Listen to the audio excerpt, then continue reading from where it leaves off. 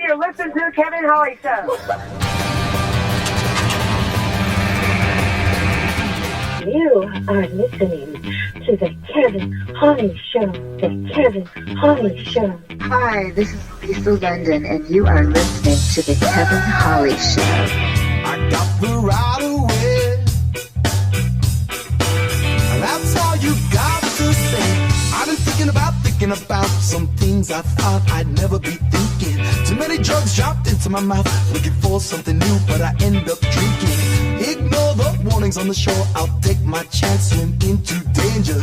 I wanna taste life more and more, but you need a little risk for the perfect mixture. This is your station under no control, broadcasting for you to let go. This is your station under no control. Get up, get up, get up, get up, get up, enjoy the show.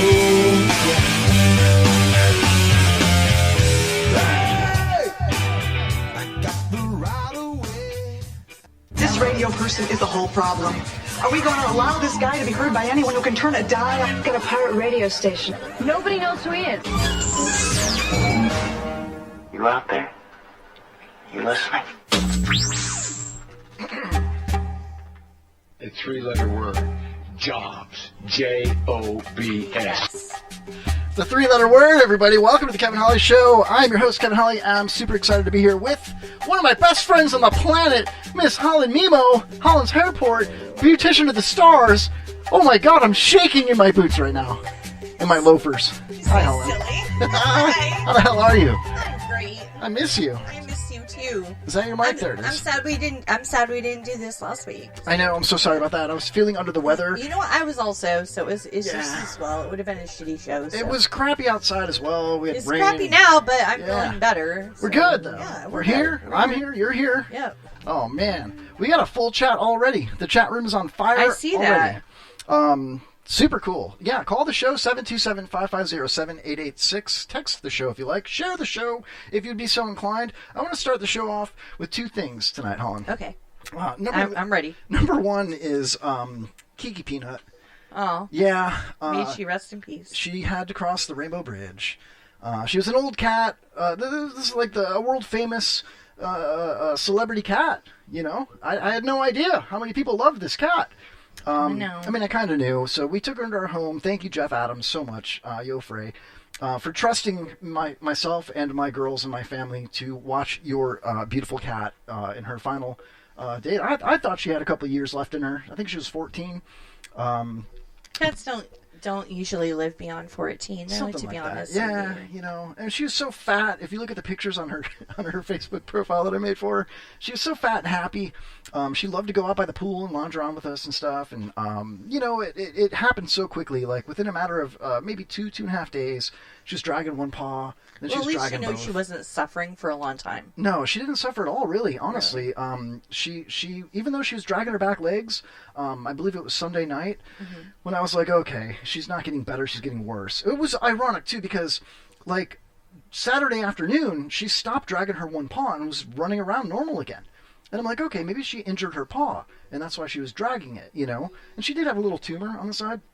But, you know, Sunday evening, she was dragging both paws. And I'm like, oh, okay, that's new, you know. So I thought, okay, I already started doing some Googling and some, like, calling pet places and stuff. And there's a few after-hours places. But I'm like, you know, maybe she'll get better. I don't know, you know. Monday morning, we woke up, and she was in the same condition. Maybe a little worse. But never suffered, though. She was always, like, purring and meowing and stuff, even though she was not able to, like, walk around, you know. So long story short, you know, we did take her to the vet Monday, early afternoon. It was the first available, you know. Yeah, the vet basically said, you know, yeah, she's at the end of her line. You know what I mean? It's time. So that's what we have to do. You know what baffles me is they allow us to put our animals down like that. But if you're a person and you're suffering and you're dying and you're in agony even, for sometimes people for weeks and months, we're not allowed to do that. Yeah, I get it, you know, and you know, this was not the type of pet that you take out back and, you know, do it yourself, you know what I mean? No, I'm just saying, you're not allowed to euthanize people Yeah, I You're understand what allowed you're to saying. die. Yeah. It always bothered me. Well, you think about like Dr. Kevorkian. You know what I mean? Right. Well, I was thinking about him when I said this. Yeah. I mean, he's Did you a say good his name? guy. I think he went to jail though. He may Didn't he? have. I don't know. I don't remember. He may have, but we're allowed. That's totally appropriate in It is. society to put your animal down, but you can't do that to grandma. I mean, I suppose there's a situation with grandma where they ask you if you want to pull the plug. That's different. It's similar, you know. Different. But you can't just like, oh, I'm a grandma. I'm 70-something years old. I've got terminal cancer. Just take my life. That's Kevorkian style. It's illegal. I know it's illegal. In America. Why is it? Is it illegal where you're from? In Well, yeah. yeah, I'm pretty sure in most developed places, countries. Yeah. There's like Switzerland. You can choose to go. Oh man, so we got to move grandma to Switzerland. I have seen one assisted suicide in my life, and it was in Florida. Were you there for it? I was there. How? Hold on a second. How did that go down? I have to know. This particular, I consider him a second father to me. Okay. He was a military person, and he had Lou Gehrig's disease, and he had decided a few years back, actually, that he was going to do it. He gave him a time and everything, but then he really, really wasn't ready at the time. And then he said, "Okay, this is the week. I'm ready." And somehow they were able to do it. I don't want to talk about it because I don't want to get anyone in trouble. Well, what was the method of death? If you don't mind me asking. So we were there. Let's get to the meat and potatoes here. You know. We were all there, and everyone. He had 7. There were 7 of us, I think, family members. So it was a peaceful scenario. Very peaceful. We Okay. talked about it. He said his last goodbyes. He said, "I can't wait to see you on the other side, and I'm ready to go." This sounds like it may have been a pull the plug situation. Okay, well, no, but he was on a ventilator and things like life that. support. But they gave him an injection to put him to sleep, and he went to sleep. And then they pulled out his tubing, and he just he passed away peacefully. We were all there. We were all there with him. You know what I'm saying? But you're not allowed to do that normally. Way to bring the show down, Colin. Sorry. You asked. I know. No, it's an interesting subject that a lot of people think about but don't necessarily talk about, you know. Right. And we are on the subject. So looking in the chat room, Colin says it's legal in Oregon. Sandy says, I think it's legal in Oklahoma. Lawrence Ross, welcome to the chat, says, in the very first season of South Park, the main plot of the 6th episode dealt with assisted suicide. I'll have to check that out, because that's where I go for my information on self-assisted suicide. Let's see here. Cassandra says, assisted suicide is legal in Washington, D.C. and the states of California, Colorado, Oregon, Vermont, Maine, New Jersey, Hawaii, and Washington.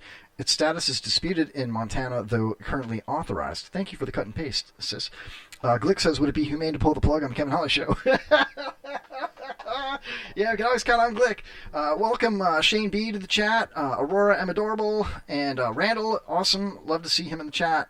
Lane out there in the UK and WBR-FM. We should probably do the little callers. Thank you, everybody, for listening out there in the UK. Yes, thank you. WBR-FM, WBRFM.com. The Wigan Borough is alive and popping when the Kevin Holly Show is broadcasted out there in the borough. It's 4 o'clock in the morning. I know. Wake up, everybody! Wake up! Also, our flagship station, the IRN, the Internet Radio Network, IRNBroadcast.com. I believe Bergie was on before us. Welcome, Shadowgate listeners. And I think Lionel was on before that. Welcome, Lionel listeners. If you stuck around the IRN, I hope you enjoy the show. It's a little bit different, but it's always a lot of fun. And people ask me why. Why? You're getting nervous, man. Calm down. It's okay. Calm down, Holland. It's okay. It'll be okay. I am. So the second thing I wanted to get to, and I don't want to just brush over. You don't have any electricity at your house, just so you know. Oh, are you kidding me? No, I was just told that. Oh my God. My phone beeped. That's crazy. That's probably Marilyn. Yeah, well, that's okay. She'll go to grandma's. They don't have electricity either. They don't either. And neither does your sister. Well, it'll come back on soon. Okay. Yeah. Yeah, it was terrible storms today. Aurora's having a margarita. Hell yeah. Yeah, cheers. where's my margarita? There's a fridge full of beverages right there. There's coffee, there's beer, there's I don't like Red beer, Bull. though. There's You know what I have? fruity, You know what I have? there's the fruity things that you like. I have vitamin water. Well, I'm not going to encourage you to drink because I know how you get by the third hour after a few drinks. Shut but up. Holland, if you want, there's the Bud Light seltzers I bought for chicks in the fridge. You know what I mean? Yeah, I'm they're good. I got my vitamin water. I'm Well, if you good. need, help yourself. So the second thing, I don't want to brush over Kiki Peanut. Listen, I had the cat for 3 or 4 months. I love the cat. And again, thanks to Jeff, man. He said some kind words about me on the Shannon Burke Show, and I appreciate that. What a good guy. What a great bunch of guys, really. And so thanks for trusting us with your beloved cat. Her end of life care at my house was spectacular. Rest assured. The other thing I wanted to talk about. What the hell was I going to talk about, Holland? Jeez, Louise, I got to consult my notes over here. Aurora asks, I know she was 14, but did the vet say what happened to her? Well, she's 14. I mean, hello. Yeah, we didn't really like, you know, ask, my I guess. grandmother died when she was 94. I'm like, well, what happened to her? Well, you know, she was 94, so what are you going to say? No, I totally get it. You know, my grandfather died at 92, and he had, Alzheimer's, that's what got him.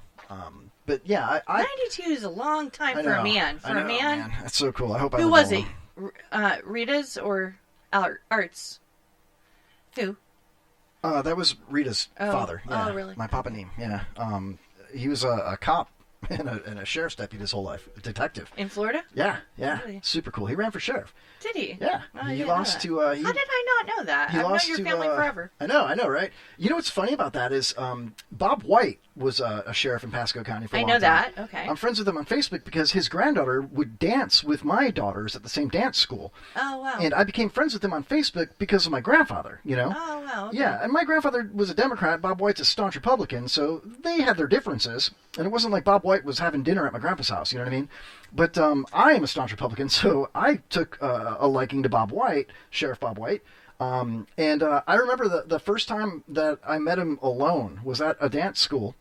And I'm sitting there in the lobby, and they had TVs where you could watch the kids in the different rooms where they were dancing. And my kids were tiny, And I went on Facebook, and I found him, and I instant messaged him. And I said, is there a possibility that the best Republican sheriff of Pasco County in my lifetime is sitting in front of me at the dance school right now? And I heard his phone beep, and he looked down, he's sitting right in front of me. And he looks at his phone, and he turns around, looks around, and he looks back at me, and he stands up. And the guy's super tall, big, he's like a cowboy, He turns around looking like Brett Favre with his white beard, And he's like, hey man. And he walks in, he sat next to me, and we had a nice little chat. It was totally cool. So shout out to Bob White, man, I actually asked him if he'd like to come on the show sometime. And that was a while ago. But he did say that he would. All right, So we'll ask him again. Yeah, we've had different cops on the show before. They always use a different name, Officer Bob is a great. If you go back in Spreaker or our show reel and go back and listen to the 43 minutes of Officer Bob, I'm not gonna say who he is, but that was fantastic, man. Dude wrecked 4 cop cars. Told us all about it. Oh my God. Yeah, super funny, man.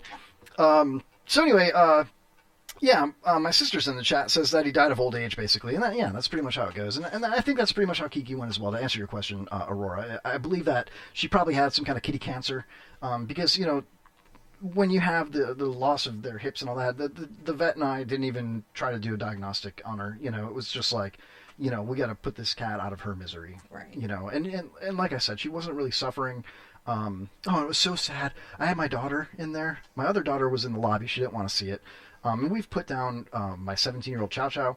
We put down Hunter, my ex-girlfriend's ex-girlfriend's lab, for both of the same reasons. They lost the use of their legs and their hips, and they had some kind of dog cancer or whatever it was.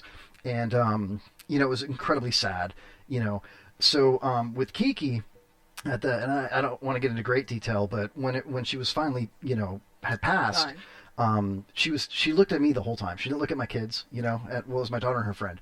And she looked at me the whole time. We were all petting her, it was very sweet. We were all around her. The nurse stayed and helped pet her, And she didn't cry with the injection or anything like that.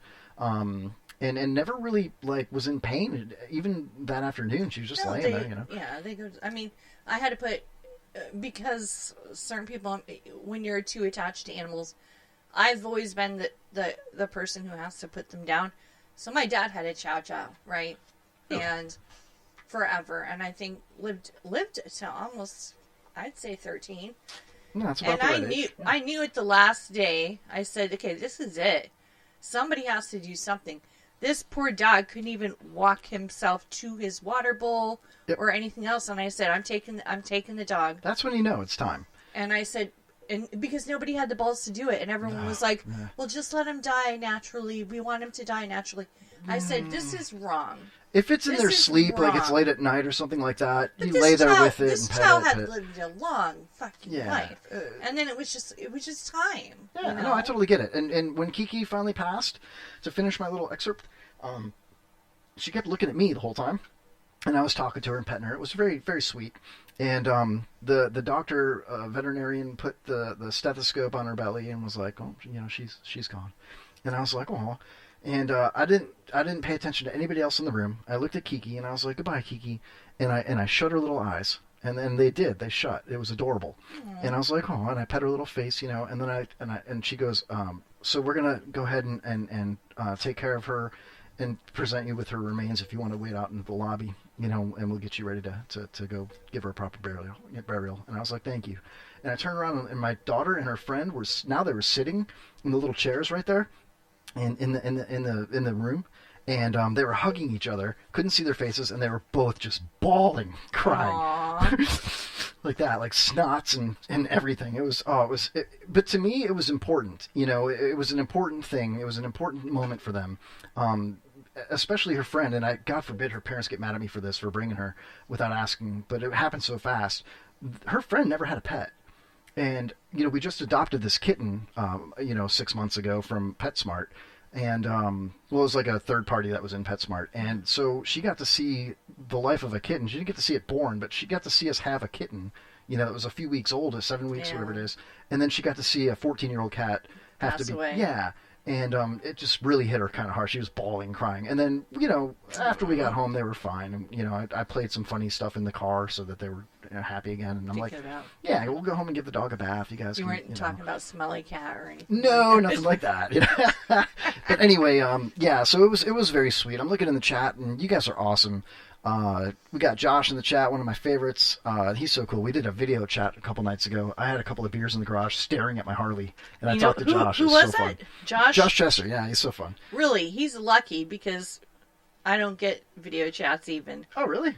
Yeah. You got an iPhone, don't you? Huh? No, you sent me video clips of yourself talking to me. Oh, no, it was like a FaceTime. We like FaceTimed each other. But you don't FaceTime me. I'm sorry. I don't like talking on the phone a lot. I know. Even Josh was like, dude, FaceTime me for a couple of minutes. That's what I'm saying. Really? Josh, he loves you.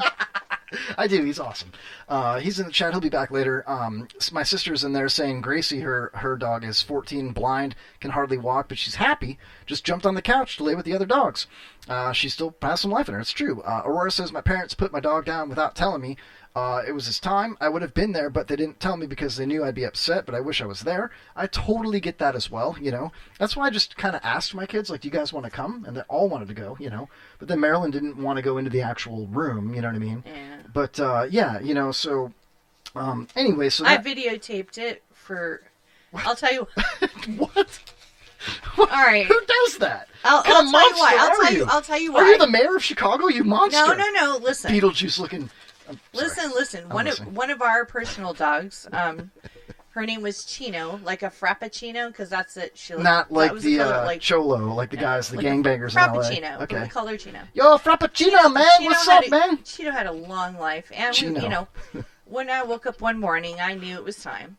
And I told the kids, they're all crying. I'm like, hey, sorry, I got to go. He's got to go. It's time. You got to say goodbye. And they were upset. They wanted to stay home from school and all this. But I didn't think it was good for them to just sit home and cry about it all day long. And I had to go to work also. So I said, well, Mom, can you videotape it? And my son was out of the state. He was out of state. He was in Chicago, wherever my son was. It's music for Chino. I'm sorry. Okay. Anyways. Carry on. So they're like, I'm like, my son was like, can you wait till I get home? I'm like, no, you don't understand. It's time. Gotta go today. Gotta go. So they asked me to videotape it for them because they couldn't be there. And I did. Is that weird? I don't think so. I mean, a little bit, just because of the way you delivered it. Like, I videotaped it but honestly, they wanted to be there, and there was no, getting... Listen, okay, I'm going to tell you this, Holland, and everybody listening and chatting us and watching us on Facebook. I am totally for doing whatever you're going to do. I don't care if it's words come out of your mouth or actions you take, as long as it's not hurting somebody directly. Right. You're videotaping for good reason in your mind and for your family and friends. There's nothing wrong with that. You did something because you guys they wanted to be there and they couldn't. I don't like when people get. I'm going to get yelled at now. This is probably a caller mad at me. We'll take this call here real quick, but I totally agree. Like I like when people go out on a limb and do whatever they're going to do, and without being weird about it, just do what you're going to do. Why is that echoing? Hey, you're live on the Kevin Holly Show. Hey, everybody. Hey, who's this? Colin. Oh, hey, Colin. Hey, Colin. There's a weird echo. I don't know why, so I didn't quite hear you. Well, I'm not in the bathroom for once, so. I think it's my microphone. We're good. What's up, man? What's bringing you to the show tonight, man? Just want to bring the party up, man.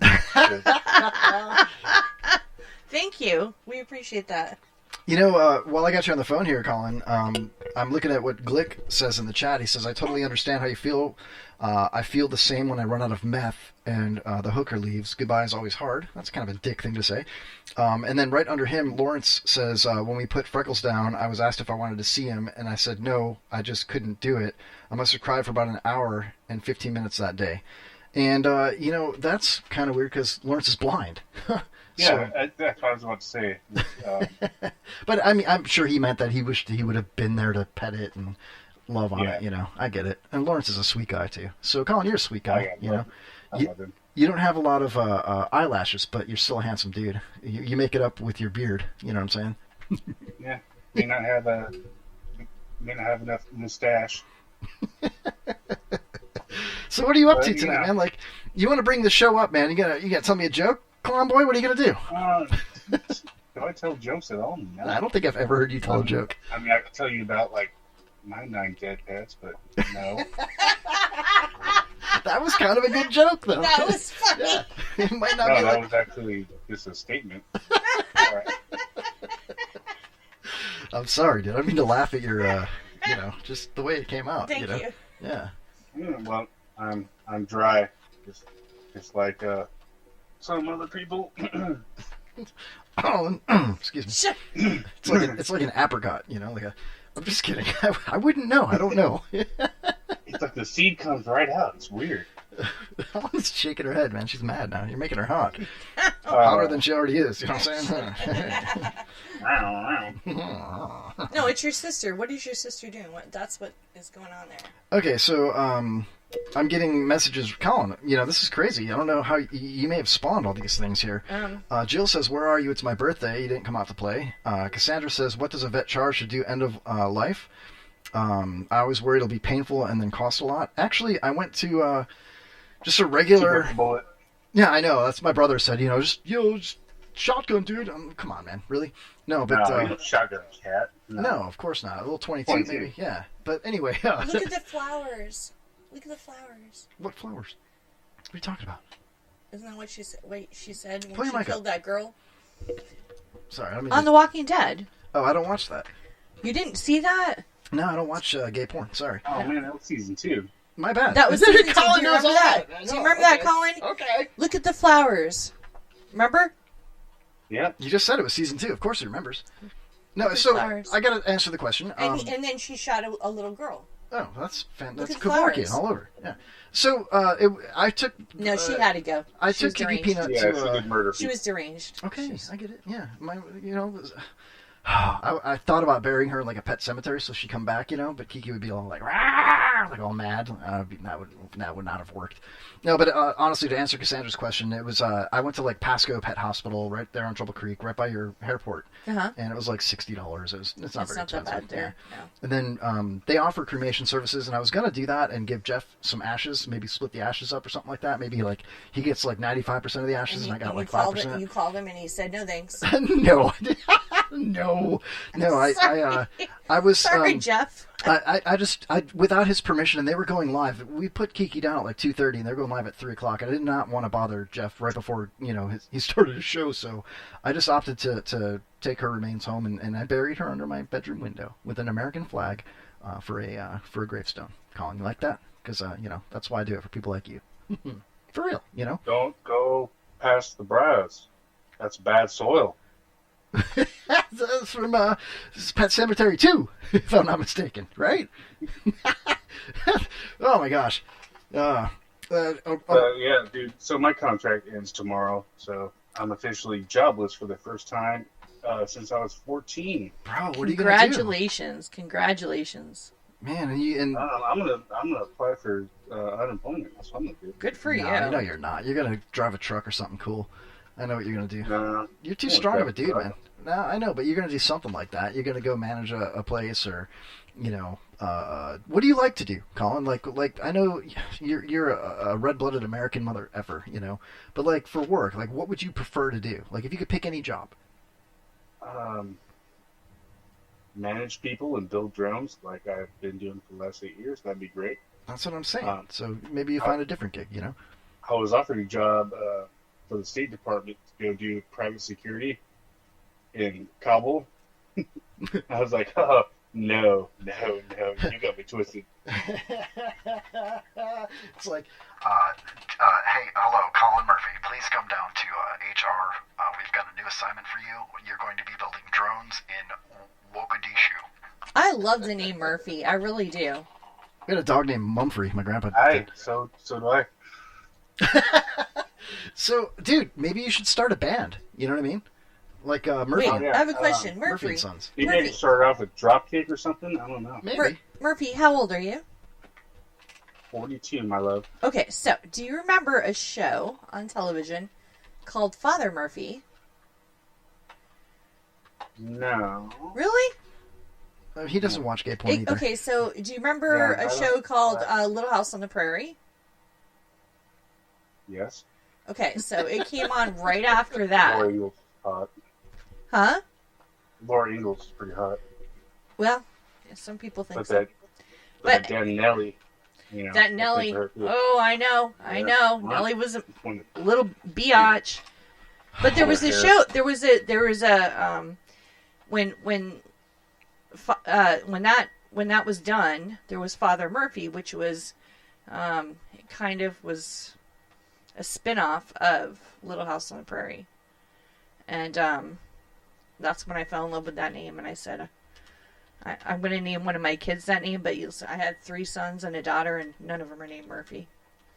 Okay, do I have to change the subject? Because I Yes. want to start crying. Yes, please. Aw. We're talking in the chat room about of mice and men and stuff. I mean,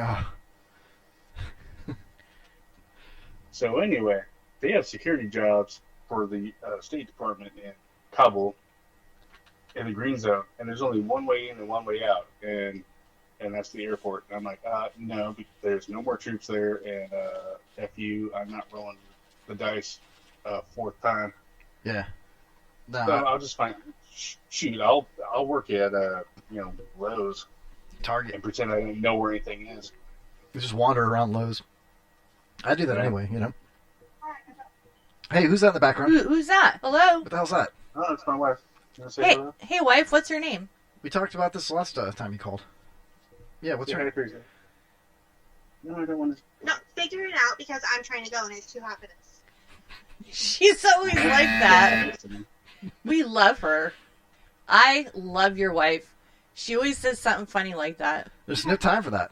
She's mad now. She's like, you're gonna go to Lowe's. I love you. Why are we on ice cream? I can't. Hey, you got birds chirping back there too? What's going on? You got a dog barking? Birds, crickets, kids. Oh, monkeys. Sorry. Yeah. Well, monkey reference. Rainbow monkey boats. Oh man. Well, listen, Colin. I wish you the best of luck. I know that so many people like you. You know what I mean? So, I mean, if I could have Colin's attention, please, wife, that'd be great. Thank you.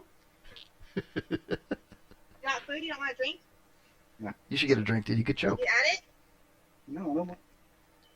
Did you add it yet? No. It says add right there. Silly goose. Do you want me to call 911? Hey, Colin's wife, blink twice if you need help. Oh, she never blinks. She's got glaucoma and lazy eye. I don't mean to laugh at people with glaucoma and a lazy eye, but, you know. Oh, no, I'm just kidding. She only has glaucoma. So people are asking to play a game because the power's out. That's kind of fun. People want to play a game. Hey, let him play. You want to play? Get out of here. I know, your sister's Hold on, no. like, I'm bored. Colin, do you want to play a You want game? me to play? Yeah, play a game with us. I love playing games. All right, let's do this. Hold on a second here. Let me get the game music going here. We're going to play a game real quick here on the Kevin Ellis Show. We got Colin on the phone. We got Holland in the studio. We got people in the chat that are begging for a game. I think it's time right now. There's no electricity in Newport Richie, but somehow we have some. Yeah, we're good. Don't jinx it, Holland. Jeez, we can't talk about it. Don't That's jinx right. it. All right, here we go. Okay. We're going to play a quick game of true or false. Holland, would you like to quiz Colin first? Yes. All right, hold on a second here. I want some new cards, though. These are the same ones. No, those are new ones. I you promise. sure? Yeah, I promise. Yeah. Okay. All right, Holland's going to ask you a true or false question here, Colin, and if you get it correct, I will mail you a swag pack. You're going to get one anyway. You're on the list. But if you don't get it correct, I'm going to give your swag pack to a random homeless guy out front. All right, Wink, let's do it. All right, here we go. Okay. All right, Colin. The first song to be sung on Spaceballs was Jingle Bells. True or false? False. True. Oh! Sorry. Should we give him another chance? Yeah. I mean, it's a beautiful swag pack.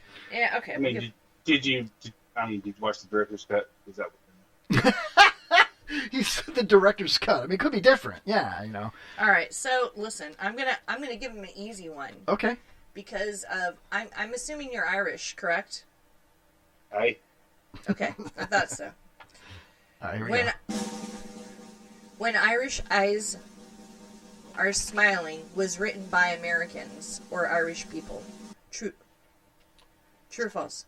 You asked him if it's one I or the mean other. Americans. That's When Irish Eyes Are Smiling. Americans. Yeah, he was right. He said it like Americans. All right, so here's the one. All right, this is it, the tiebreaker here. Okay. If he gets this one right, All right. he gets a swag pack, a deluxe swag pack. If he gets it wrong, poor guy's gonna donate his deluxe swag pack to a homeless person out The front. deluxe at the dump just tower. means that you threw a pair of Kevin's underwear. That just in means the I'll bag. never get it. I mean, I know. Looking in the chat room, not that there's any swag to win or anything. Sandy's rolling her eyes. All right, here we go. You ready, Holland? Okay. All right, there we go. Last one. True or false? The blue whale is the loudest animal on the planet. Yes, true. True, he got it. Oh, good 2 out of job, 3. Colin. Way to go, bro. Hell 2 yeah. out of 3. Oh, man. All right, I'll be patiently waiting. I don't remember if you sent me your address or not. I wrote down everybody that gets a swag pack. I've got like a book of people. I've got so much stuff to mail out. So if you haven't already, Colin, send me via message, an acceptable mailing address. And Yes, I'll, bro. yeah, cool. Aurora says, America. Hell yeah. Well, R.I.P. Kiki. Aw, thanks, man. yes. Seriously, you posted pictures of your dog, and you were very sweet. I really appreciate that, and thanks for listening and calling and participating and all that good stuff, bro. All right, be watching you. Bye-bye. All right, thanks for the warning. Later, dude. He'll be watching you every step you take. Oh man, he's a cool guy, you know. He is. He sounds like a very genuine person. Yeah. So does his wife. She seems genuine. Oh man, she seems like the, she's like, did you put it on or not? Ah, she's What like, are you doing? Yeah. Wait, do you want a drink or not? What are you supposed to be doing now? Aren't you supposed to be at Home Depot? She's on the driveway hitting the horn in his truck. Who are you talking to? Yeah, what are you doing out there? Huh? Come on. Come on. Oh, jeez Louise. I invited your sister up here because she said she's in the dark and she's bored. And she goes, I said, come up here. She goes, I'm in my pajamas. Cool. We don't so care. are we. Yeah. We don't care. We get naked by the third hour. It's hot in here. Usually it does get hot. It does. It gets get really hot. hot in here. You ever seen how hot it gets? Especially the last couple of weeks. So we've had some problem with the AC. So What's going on with that? I It doesn't don't know. matter. No. I don't know. No, it does. It gets super freaking hot, man. We got to get a new AC in here. You know what I mean? Like, where's management? You know? Where the hell's management around Where's here? management? It's ridiculous, We man. got to talk to whoever's in charge of payroll. Yeah. Yeah, we do. See if that can be fit into the budget. Is fitting these nuts in your mouth? Yeah. You think about it. Is Nelly our manager? You know, like we got to get Nelly up in here to, you know, make things a little less hot because it's hot as balls, man. That's right. You know what I'm saying? I feel like busting loose too. I feel like touching me, touching you, touching Come on.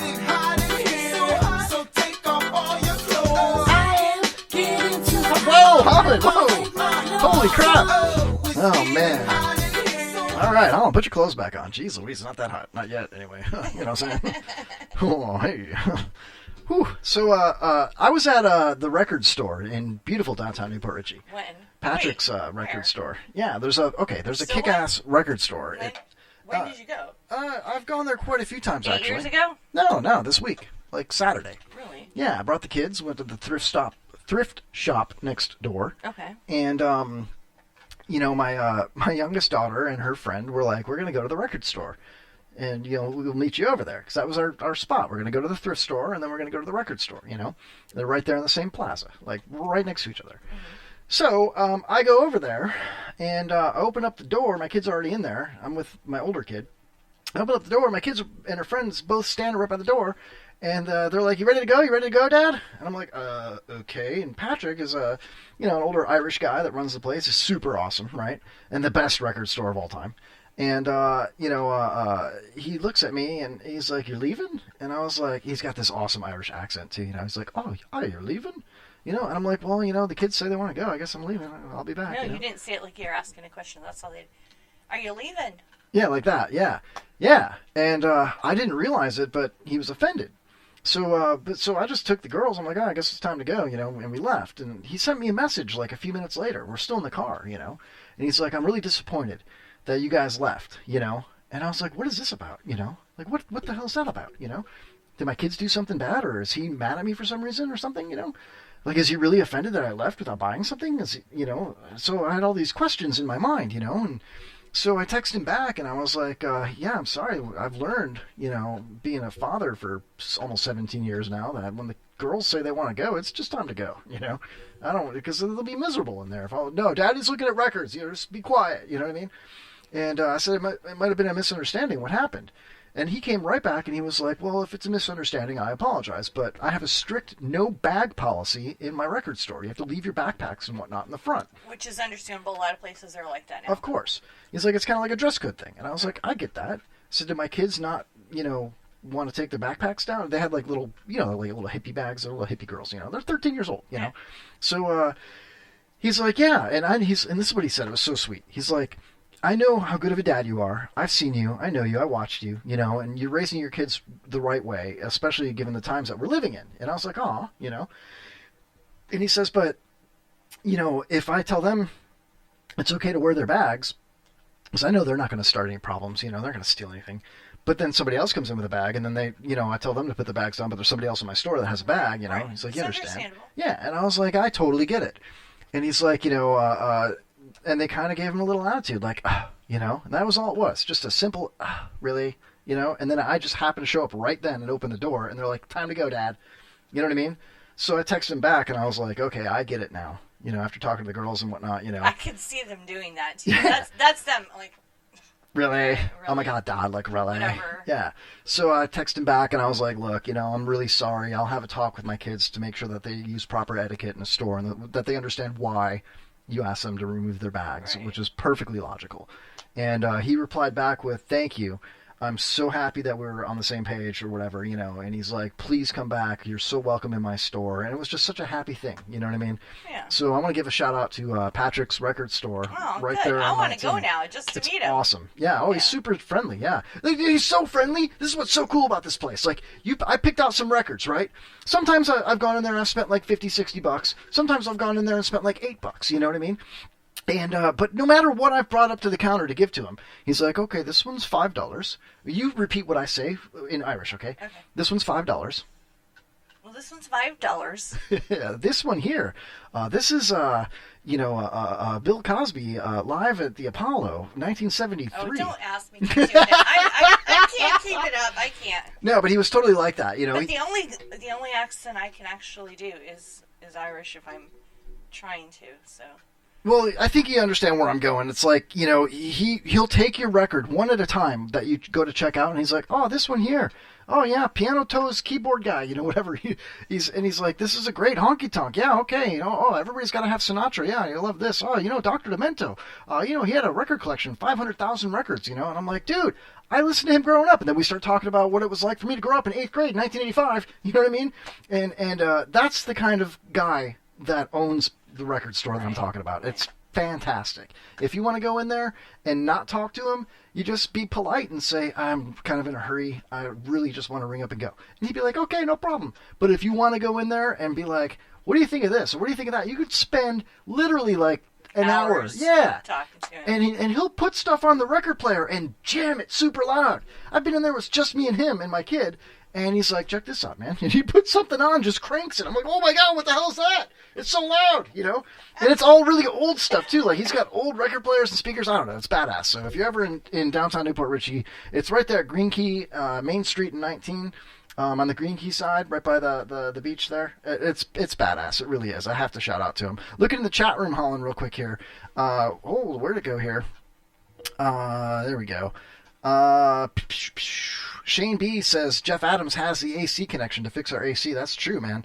Jeff's in the chat. He says, yo, what the deal? Hey, Jeff. Sandy says, I need to know where that store is. I just told you. Main Street and 19 on the Green Key side, right by the entrance to the beach there. I'm Irish and Hawaiian, so I may be wrong. Jeff says, I'm feeling good. A couple of shots of Jameson and a beer. Hell yeah, cheers to you. Axel in the chat room, what's up, dude? Glick says, you should have taught him a lesson in respect, old school style, you wuss. Jeff says, I love record shop, guys. Yeah. Why High Fidelity movie was good in the 90s. There you go. Yeah, remember that? Yep. Dude, that's pretty cool, though, for real, Looks like we got a text coming in here as well. Let's check that out. I love when we were busy like this, you know what I mean? Me too. It's so much fun. It really makes me happy to do the show. It doesn't matter if we get to all the content or not. Looking at the chat, Kevin is super awesome according to Memphis. Thank you. That is true. I am super awesome. And Memphis is one of the police officers that was on our show. It's not his real name. I was going to say, why would you say that? Yeah, no, he's awesome. He told stories as well. He's a deputy or... Yeah, I got some cop friends. Okay. Even my neighbors are cops, you know what I mean? I love cops. Why? Am I a bootlicker? Yeah, maybe a little bit. So sue me. Kick my ass. Oh, your father's on now. Cool. What's up, Dad? Hey. Awesome. Hey, Art. What did I say about Piano Toes guy? I bought a record. It was like Piano Keys Billy or something like that. It was from like the 40s. It was a record I bought for $1 at the record store. And it was just piano music. You know what I mean? Just traditional American songs done on a piano. And I was like, oh, well, there's background piano music I could play at the bar inside my house, so I bought that. And it was a funny name. It was like Joey Keys, Piano Guy, or something like that, I also bought... he was like a cover piano person? Yeah, just like a So all songs piano we guy. know, Yeah, but yeah. just like, yeah. Yeah, pull your mic up, girl. Jeez Louise. I hate it. Does it sync? Do we need to tighten it? It does. It drops. I got you, baby. But I got you. This is what happens, honey. If I accidentally... Watch out. Oh, yeah, it's super loose. Why does it do that? It just does that every time. What happened to this thing, man? Yeah, good luck with that. Good luck with that. Ooh, that's better. Is it better? Yes. I like it. It sounds good. Pipes of steel right there. Because it was just so flimsy and floppy. I like it That's what hard she and said. erect. Yeah, I know you do. Sorry, Dad. So I also bought a record that is just dogs singing, like, but it's like a mix, and it's also from like the 50s, and it's dogs whining and singing traditional American songs. I haven't played it yet. That sounds terrible. I know, but I thought like if I played that record, maybe my dog would sing along. How freaking cool would that be? Oh my God. My dog sings, That would be Yeah, funny. like, your mother my gives God. Hummers to plumbers. You know what I'm saying? Could be some traditional Irish music, like Irish you or a beer. Anyway. Oh, jeez. What does it say behind? You put something behind my head. What does it say? It says, Irish, I can't say it without saying Irish. It's Irish you were beer. Jeff asks, do you think Bubba Whoop-Ass has a mangina? Oh, man. I don't know if you've watched the show the last couple days with Jeff hosting the Shannon Burke show, but yeah, Bubba got hot a couple times, and one particular time, like, they were talking about this, you know, the guy with the transgender dude that paid for like $100,000 worth of plastic surgeries all over Facebook and Twitter, and he, to make himself look Korean because he identifies as a Korean person. Yeah, person. Wait. Initially, being born as a baby. Yeah. He's born as a baby, correct? Yeah. Female. A man. He's a man. Born as a man. Man. Yeah. As what kind of a man? Just a regular man. There's only one kind. What? An Irishman. No, it was a white guy. Okay. Just a white guy. Just Caucasian. what? Say Caucasian. Like a. Occasionally, I identify as a woman. Western European white people. Yeah, Caucasian. The hell you want me to? Okay, hold on a second. I got you. I'm just curious. Now, what's the word of the day today? He just. Gallicism. It's a French idiom or expression used in another language. Okay. Was he French initially? He was a white dude. I don't know, man. All right. So then what? He decided he's not changing genders. He's changing races. Is that what you're telling me? I gotta think about that. He was changing ethnicity, I guess. Like if you're, he was changing from a Caucasian to an Asian. Yeah. Anyway, he's out there talking about, like, you know, how he identifies as an Asian. Then they were talking about this other transgender couple that were trying to... made his penis smaller. I don't know how long. That's not the point. Oh, okay. But the point is that there was another one they were talking about where the guy was trying to breastfeed. It was like a trans couple, and he was trying to breastfeed the baby, and he's like, he's latched on, but I'm not producing milk. And for some reason, Bubba got hot. He's like, I'm tired of this. It's always in my face, pushing it down my throat. I'm going to push back. And then he went off, and they were like, Jeff was like, why are you so mad, dude? Like, for real. And he's like, because when I was like 8, you know, he just went off on this serious, like, storytelling session. Yeah, I was in a sleeping bag in my Cub Scout uniform, and it's just all these things, you know. Bubba the Love Sponge. No, Bubba Whoop-Ass Wilson. Oh, okay. Yeah, the guy that makes piano songs and all that. Skinnier guy. Yeah. Guy. Okay. So, long story short, he ended up saying, like, and then I met this woman. I loved her more than anything. And she loved everything. Lesbian, bisexual, gay, trans, and everything better than she loved me. You know, and it was just like, whoa, you know. He had some deep-seated resentment there going on. Yeah, Anglo-Saxon, says Shane B in the chat. A Brit woman, yes, it's going through a change. Your sister. Okay, so he took the cock out of the Asian. But you can't take the Asian out of the cock. That's pretty funny. Hey, look, Memphis is in the chat. It's like his phone heard us talking about him and lured him here or something, you know, like, anyway. He says, just remember, you can trust a cop with your life, but not your wife. Oh my God, he's a damn stud too, man. He's so handsome. I mean, I'm not gay, you know what I mean? But he's a handsome guy, you know what I'm saying? It's okay to say that, you know, right? Oh, well, yeah, because... Not to Bubba Whoop-Ass Wilson, though. He'll be like, stop putting that in my face, damn it, you know? Oh my gosh. Hey, Bubba. Do you know what... Is Bubba listening, maybe? I wonder, you know? Maybe. But hey, Bubba. Did you know... Bubba, if you're listening, call us, please. He probably won't be, or won't. He's from the great country of Caucasia. Aurora says he opened up a can of worms. That, you know, honestly, I really like Bubba on there, but I'm not sitting there. You know what I mean? So I don't know how that really goes down. I have no idea. But when he's good, he's really good. When he's bad, really bad. You know, so it's polarizing. You know. I enjoy it, though. To me, that was great radio. Like, if Stan sat here, like, Stan will be here next week. If Stan Downdale was sitting in that chair right there and started telling us that, you know, well, when I was a kid, you know, camping, you know, the Boy Scouts and my scout leader went in my sleeping bag with me or something like that, I would be like, carry on, you know. Let's go. Tell us more. Let's find out where this is going. Yeah, you know what I mean? But it's different for, you know, when you're on, you know, the air, you know, ooh, we're getting a in caller. Orlando. It's almost break time, darn it, but we got a caller. Oh, yeah, no, that's cool. All right, let's take it. Oh, my gosh. All right, here we go. You are live on the Kevin Holly Show. Who dat? What's so funny? Are you high on drugs? No, I'm not. I already know who this is. I'm bored. There's no power and it's dark. So that's what it takes to get but listeners. Sandy, I told you just get in a car and come over here.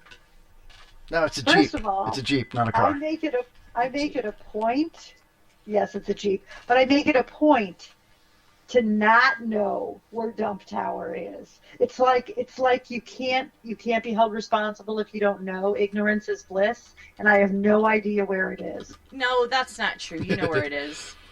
How could No, I you really not? don't. How could you not? No, I've she never been can't. there. She can't see it because her nose is so goddamn big. That was rude. You're one to talk. no! What did I say? You are have one the to talk. same nose. No, I was gonna we say, do yes, not. you do. Yes, you do. No, we Yes, don't. you do. Yes, My you nose do. is In much fact, prettier. I think yours is bigger because your face is bigger. No, it's 'cause His my- nose, no. I'll tell you, as an observer. Here we go. And I've known you both for a long time, and I know your parents' noses. Kevin's nose is a little more like your mom's, meaning it's a little ballier, whereas yours. Well, it's because I'm Where Bulgarian. yours is a little. I'm thinner. also Hungarian. Yours is a little thinner, Shane Sandy. B, what's up? Sorry. Yours We're is. still waiting for his ball to drop. Oh, Well, hey. what? No, you didn't. Yeah, on your chin. Oh, wait, that's my sister. That's your sister, dumbass. Ooh. So is it getting hot in there now, Sandy? No, not really. It's really not because I keep my house so cold anyway. But I'm bored and I want to play a game and win something. Oh, you want to play a game? Well, Hell we- yeah, no, we let's can do do that it, right let's now. do it. Sandy, we know how much you love President 45 Donald Trump. No, I don't. Oh, yeah, I don't know no. anything political at all. We know how much you That's why love we Donald don't Trump. talk about Yeah, that. no, she loves Donald Trump. So we're going to play a game right now. It's called the No Trumps game. How well do you know Donald Trump, Sandy? I Here we don't. go. Oh, well, we're going to find out right now. Holland, I'm going to take away this one myself, if you don't mind. Go ahead. All right, here we go. I'm going to lose because No, I don't know him at all. You're going to be fine, I promise you. You're fired. Memphis Rhymes, Shane B, Colin, all the Patriots in the group here, pay attention. Here we go. Sandy, this is going to be a quote from either Donald Trump or Snoop Dogg. I'm going to read the quote. I need you to get it This right. will be easy, Sandy. Come on. Are you This ready? will be easy. I'm going to give you 30 seconds to think about it. All right, here we go. The murder rate in our country is the highest it's been in 47 years, right? Is that Snoop Dogg or Donald Trump? The what rate? The murder rate, murder was the case, in our country is the highest it's been in 47 years, right? Snoop Dogg. No, Sandy. I'm so sorry, Sandy. Sandy, I can't believe you didn't get that. Snoop Dogg's I quote. don't know. Snoop Dogg actually said, "I like going to areas where the murder rate is high and dropping it." And drop it. And dropping that shit. I'm gonna go, oh, yo, there's a lot of murders up in here. I'm gonna go up in there and I'm gonna drop that shit. That murder rate's I'm gonna drop it like it's hot. All right, Sandy, you ready for the next one? Apparently not. I suck at this. Okay. Oh, man, these are all kind of crappy. Because, hold on a second. Let me grab a couple other ones here. There we go. No problem. No problem. I'm trying to make this easier on you, Sandy. Here we go. Uh-huh. Okay. This is either a quote from David Lee Roth or President Donald John Trump. The quote is, "The second greatest day of a man's life is when he buys a yacht, but the greatest day of a man's life is the day he sells it." I know this one. Is that Trump or David Lee Roth? David Lee Roth. Yes! Final answer? Did I win? Yeah. You won. No. Sorry, Cassandra. Are you kidding me? David Lee Roth's quote was, money can't buy you happiness, but it can buy you a yacht big enough to pull up right alongside it." Oh, Jesus. All right. Man, and then she wonders why she doesn't get any swag packs. What? I win everything else, just not about Trump. You know what? You chose a category I suck at. All right, maybe it's my delivery. Holland, would you Yes. mind giving her a no Trump's? A no Trump one? Okay. Yeah. All right. All right, here we go. Yeah. Give Now, her I'm 30 doing her seconds hair here. tomorrow morning at the crack of dawn, by the way. You better be nice to your hairdresser here, Sandy. Okay. I mean, the quote could have been, "I'm your ice cream man, stop me when I'm passing by," and I would have done a lot better. Okay, ready?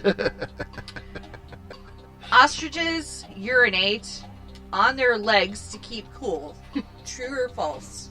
This isn't a no Trumps. You got the wrong goddamn card. What? Oh, shit. What game is this? That was the wrong one. Okay. Okay, is this Trump or somebody else? No, you got to say who it is. There's Tony Lima? Who knows these people? Sandy probably does. She reads books. Oh, that's right. Okay. Trump or Tony Lima? Ready? I don't know who he is. Me? Okay. You gave me some bad cards here. No, I'm going to do Trump. I'm going to guess right No, back. no, no. You don't even have to say what it is. I'm Trump, going to guess. Trump or Tom Hanks? Trump or Tom Hanks? Once you get the name. Trump or Tom Hanks? I don't cause riots, but I do cause confusion. People freeze when they spot me. Tom Hanks. Yes. Redemption. Well done, Sandy. Well done. All right, Sandy, I want you to tell me if this is me doing my impersonation of David Lee Roth or David Lee Roth himself. Here we go. Right. Can you get a sing? Hold on a second. Hold on a second. Here we go. Hold on. All right, here it is. Yeah!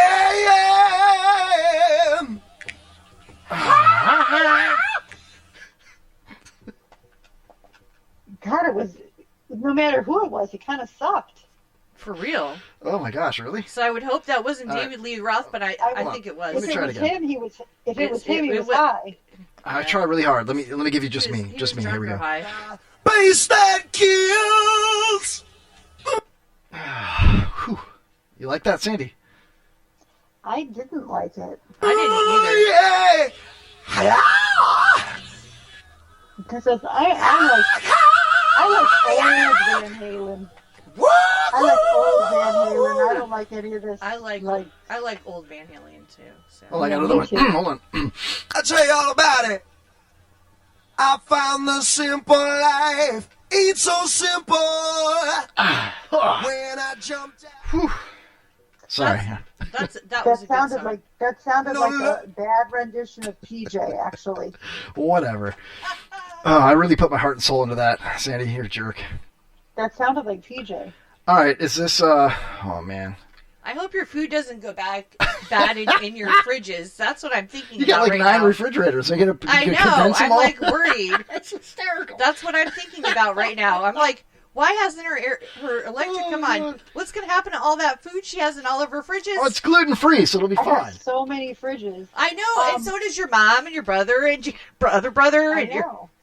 Because every time we get a new one, we then hand it down, and the next person hands that one down, and the next person hands that one down. So what, And then hopefully like the electric 5 comes on. refrigerators move around the block. Do you call their electric company? No, you did not. Did you? No, we reported it online or whatever. But how come they already have theirs fixed? I don't know. My parents are all back. Because it's on a different street, maybe? I don't know. And me and Ron still have no power. Yeah, that's because you're on the poor side of town, not like us rich folk. It's 3 blocks away. You don't even have a pool, Sandy. 3 blocks Maybe you away. could sell some of your refrigerators and buy a pool. I have a blow-up pool. Yeah. That's all she needs. And you got blow-up titties, too. Oh! What an asshole! Fake boobies on my sister. Ho, ho, hollin', holla. All right, we got to go to break, Sandy. Thanks for calling. I hope you feel better with the I don't Have know, a gluten-free. Lovely fridge. evening. We will. I'm sorry you didn't win a swag pack. I'd rather have fake boobs than fake balls. That's Whoa! What's fake about my Holland's balls? Same here. Same here. Holland's balls are real. I want fake boobs. I want fake boobs. All right, bye, Sandy. All right, bye. Bye. No, I'm saying she's bi. She's bisexual. Oh, Bye, is Sandy. she? Yeah. Oh, okay. She hung up. I guess she's cool had with that. enough. Oh, man. You know who's better than my sister, though? Hillary Clinton is as qualified or more qualified than I am to be Vice President of the United States of America. And quite frankly, it might have been a better pick than me, but she's first rate. Anyway. Oh, that was ridiculous. Let's take a break and come back in a few minutes. Memphis wants to play Hillary or Trump. I like that idea. Sammy Hagar is better, says Aurora. I don't know, man. I like them both. I mean, we could talk about that later. I mean, David Lee Roth is more of a stage man. He's so much fun. I remember a story about him getting a fluff job behind the curtain, so he'd always be chubbed up. Like some chick was always back there just touching his junk, so that he'd come out in his tight pants and always be chubbed up. Yeah. Yeah, Why don't you just put some socks down there? Seriously. Because when you move around so would've been much, easier. it would have fallen out. I know this. All right, we'll be right back with more of the Kevin Holly Show. And on the other side of this break, We're going to do, all the content that I came to the show with here. I got a lot of things. I got a couple stories I really want to tell everybody. One involving Verizon and the Dead Zone out there in beautiful Trinity, Newport Richey area. Also, a story. You ever go to a gym and try to cancel your membership? Jeez, freaking Louise, man. That happened, and more right after this break. Hi, this is Andrew from the Harps, and you're listening to iHeart Radio. Enjoy it!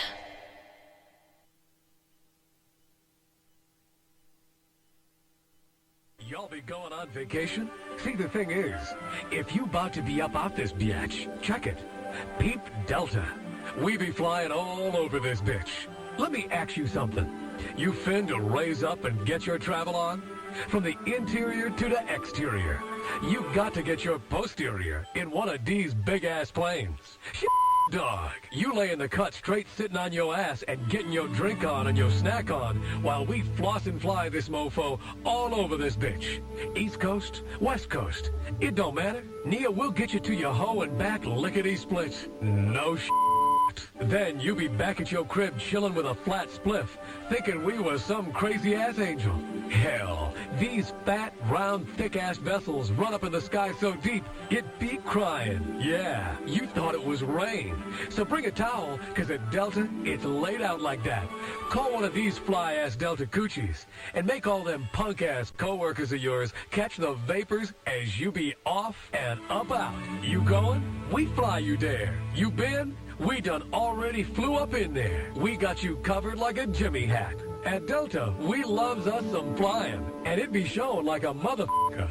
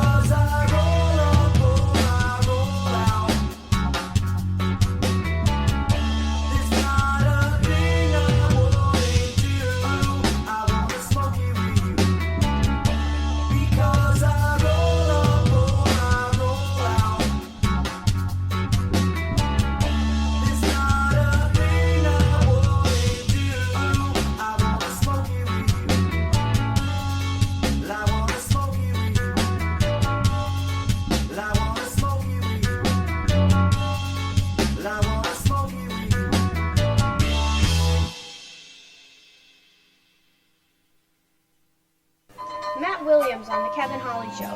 He takes the will out of your will to live. Hi, this is Kevin Holly, host of The Kevin Holly Show on the IRN Internet Radio Network. Catch me this week on To Catch a Predator. Wait, what? Who wrote this? What? No.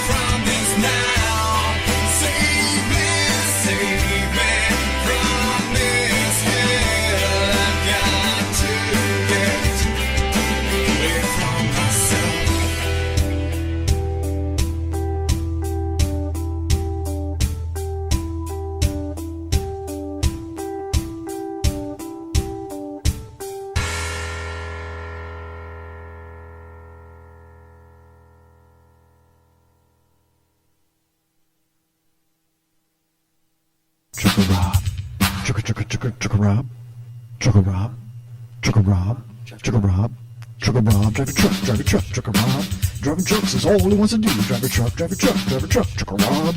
Driving trucks because he loves you. When something is consummated, that means that two people got fucked, and then you're coming along, and 9 months later, asshole. You came out the asshole? So did I. I don't know how much these guys are. They're limited. What the fuck? Well, why did I deserve that, man? Fucking, one of them went to a walk-in college, and the other one didn't go very far to school at all. He only lived a couple blocks away. Walk-in college? It's such a thing of the past. Those walk-in colleges.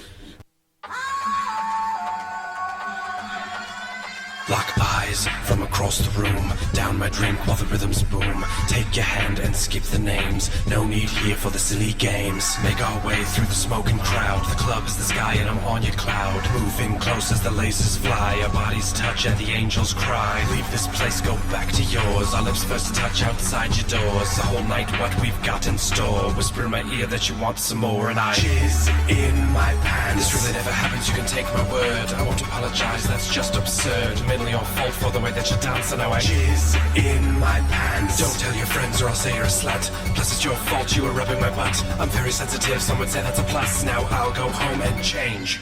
I need a few things from the grocery. Do things alone now, mostly. Left me heartbroken, not looking for love. Surprise in my eyes when I looked above the checkout counter and I saw her face. My heart stood still, so did time and space. Never thought that I could feel real again, but the look in her eyes said I need a friend. She turned to me, that's when she said it. Looked me dead in the face, asked cash or credit, and I jizzed in my pants. It's perfectly normal, nothing wrong with me, but we're going to need a clean up on aisle 3. And now I'm posed in an awkward stance because I jizzed in my pants. To be fair, you were flirting a lot, plus the way you bag cans got me bothered and hot. Please stop acting like you're not impressed. One more thing, I'm gonna pay by check. Last week I saw a film, as I recall it was a horror film. Walked outside into the rain, checked my phone and saw you rang, and I jizzed in my pants. Speeding down the street when the red lights flash, need to get away, need to make a dash. A song comes on that reminds me of you, and I jizz in my pants. The next day my alarm goes off and I jizz in my pants. Open my window and a breeze rolls in, and I jizz in my pants. When Bruce Willis was dead at the end of Sixth Sense, I jizzed in my pants. I just ate a grape and I jizzed in my pants. I went jizzed in my pants. So you guys, can we, okay? I jizz right in my pants every time you're next to me. And when we're holding hands, it's like having sex to me. You say I'm premature, I just go in ecstasy. I wear a rubber at all times, it's a necessity. 'Cause I jizz in my pants. Yes, I jizz in my pants.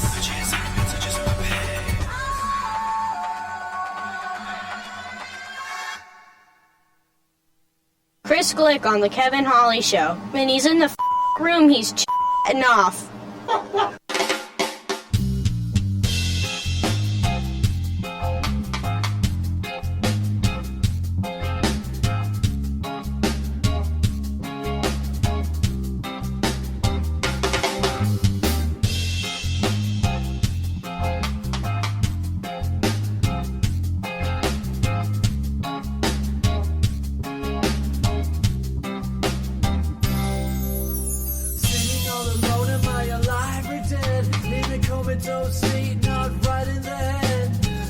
All around me is the last thing I said as I pump my brain full of metaphorical lead. As time goes on, these thoughts of mine are only getting older. As days go by, these sleepless nights are only getting colder. Friends I have, they try to help, but I give them the shoulder. They say that happiness is in the eye of the beholder. Another day, another night, we can live another life.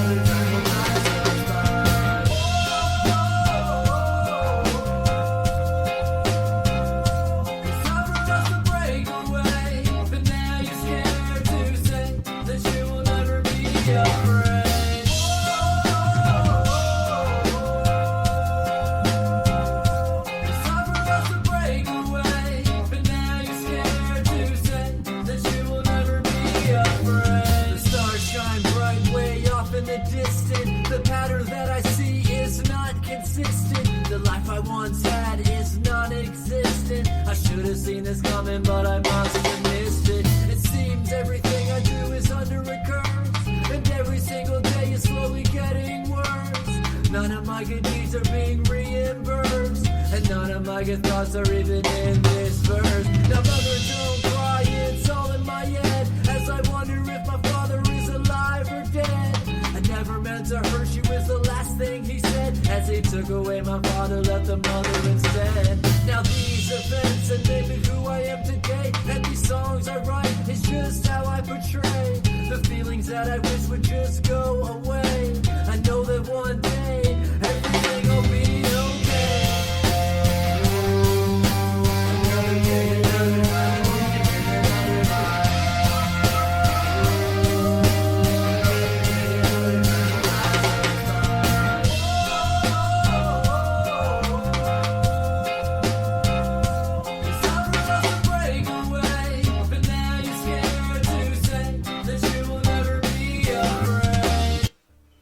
radio person is the whole problem. Are we going to allow this guy to be heard by anyone who can turn a dial? I've got a pirate radio station. Nobody knows who he is. You out there? You listening? I mean, they're not bad folks, but guess what? They're not a competition for us. Okay then, welcome back to the Kevin Holly Show, everybody. Hi. Hi. How you doing? I'm doing good. How are you, babe? That was a fun break. I'm good, thanks. That was fun. Oh wow, yeah. So we're back. Oh, it's the Kevin Holly Show. It is episode 251, and gonna turn that down a little bit here. Check out the chat room here. See what happened during the break. Shane B says music hour. Aurora says tagging the hell out of us. I know. I'm so sorry. Like I tried to share the show, and I shared it in a bunch of different podcast groups and internet radio groups, and I guess that it tags everybody every time I share it. So that's why I put in the thing here when I started the show. Yeah, like if you don't want to be tagged, just politely let me know and I'll untag you. If you do want to be tagged, if you want to see those posts, let us know as well. I know it's sometimes rude, but I'm not trying to be rude. I'm just trying to share the show. Axel says I have to go to bed early. Tomorrow, y'all have fun. Cool. Kevin Holly Show does not own the rights to this music. Void where prohibited. Price varies on location. May cause hypertension. Thank you, Shane B. All those things are true. She says all good. I get it. Thank you. Dude, Aurora makes the best memes, by the way. We've, we call her the memstress. Pretty good stuff, man. Joe Biden says we should make sure that we have no one going to jail for a drug offense. They go directly mandatory prison. Wow, that seems kind of harsh. Yeah, depending on the drug. Yeah, I mean, you selling fentanyl to kids, or different story. Or are you, giving your child some Tylenol, some mushrooms, or whatever. No, and Holland gave my kid a Tylenol because I couldn't make it to place that morning. You know what I'm saying? Holland, straight to jail. That's it. No, that didn't really happen though. But it could have. I mean, I could have asked you, like, hey, Holland, could you do me a favor? Can you go over there? Yeah. Sneak Tylenol, please. Oh man, so I got some things I want to talk about. All right, I had we had a week off, and a lot of things happened. Aurora says my memes are all right. They're fantastic. I haven't personally. I've never been in an Uber, but I have driven for Uber before. Wait a minute. You've never hired an Uber? I've never hired an Uber. Really? Look at me in the eyes. Hold on, I gotta turn these weird lights off. I'm having a seizure here. He's not looking me in the eyes. I'm looking at you in the eyes. Yeah. You've never hired an Uber? I've never hired an Uber in my life. No, I've driven for Uber. I know you have. 3,000 times, But, so when I used to drive Uber and take passengers, okay, which I haven't done that in a long time, probably over a year, okay? But for a while, in between gigs, COVID. Before COVID, I would, sometimes take Uber passengers to make extra money, And then I graduated to like DoorDash and Uber Eats and stuff, and no more people, But it was always just like a thing to do in between my small business jobs, Or if I was like, I gotta save some money up, I was like, turn the Uber on. I just Uber every day, There's different types of passengers. You know what I mean? Like, you can categorize the different types of passengers. Have you ever videotaped them? I have a dash camera, so yeah.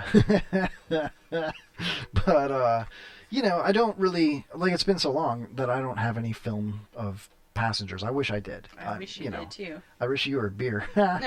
So, I came up with the top 10 list for tonight. Let's hear it. I just figured why not. Okay. It's been a while, so I've got the top 10 types of Uber passengers that I've experienced. All right. Number 10. Without further ado, the Navi-Nagger. The what? The Navi-Nagger.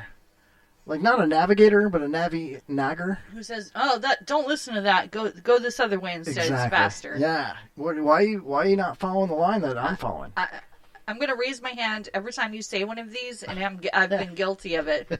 All so right. Here I am. Guilty.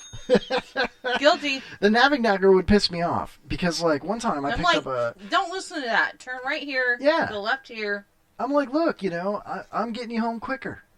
It's cheaper, you know? Not really. Calm down. What do you mean, not really? Because we think it's cheaper. Like, okay, well, like, the thing wants me to take you through the toll. And so you're going to have to pay for my tolls. But I know for a fact that I can go under the toll road and take, I don't know, Dale Mabry and get you there in less time and not have to pay tolls. That is one thing. So quit being a Navignager. No, but listen. You're nagging right now. You're nagging. But sometimes, like... Are we married? Yeah, we should be. Except we don't have insurance, so it won't benefit any of us. But listen, here's the thing. If I left here right now and had someone drive me home, I mean, it would be you because you're here, but I'm saying chance. No, asshole. Good luck with that. Fuck you. So what I'm saying is, if someone was like, okay, let's get from here to your parents' house. Okay, I could think of 80 different ways to go to your house. Okay? Okay. And say you went down blah, blah, blah, blah, blah, and then you turned right on blah, blah, blah, blah, blah. Maybe I would say, no, don't do that. You're Navignagging right now. First of all, I don't like driving by schools during school hours. Oh, at this point in the ride, I would be like, shut the F up. Would you? Get out of my car. You can walk past a school district or whatever. School zone. Get the hell out of my car. I can't stand that. And sometimes the Ubers will go through the school zones. I'm like, why are you doing that? Well, that's a dumb driver. Yeah, that driver should be doing a different map. And then you wouldn't be doing a different job. If you're going to Navignaag to get out of a school zone, that's perfectly acceptable then. Yeah, but... You're not being a Navignagger. You're being smart.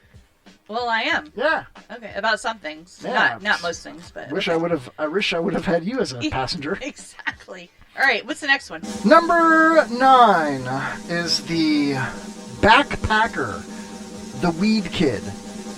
The backpacker. There's the guy that always shows up in the Uber that smells like weed. He's got a backpack. He's wearing it like a backpack. He looks like a stoner, smells like a stoner, talks like a stoner. His eyes are red. He's, just like, hey man, is it cool if I smoke pot in here? Oh, it's what legal. No, I haven't done that. Do you smoke pot, dude? You want to smoke with me? You want to burn one with me, bro? No, I've not. I'm not that person. I can't stand the backpacker. That's one of my Is it? Like, come on, guy. What are you doing, a drug deal right now? You got like a pound of weed in your backpack, and I'm taking you to your next sale? What are we doing? All right. Oh, what are we doing here? I'm excited. This is interesting. Yeah. Okay. No, I have not been that Uber. All right. Yeah, I don't know. You know what I mean? All right. Looking in the chat, Rita says his parents are watching.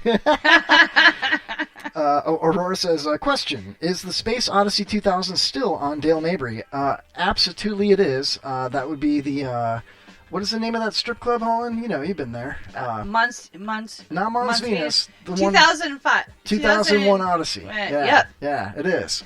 That's a no liquor bar. We've all been there. Full nude. Yeah.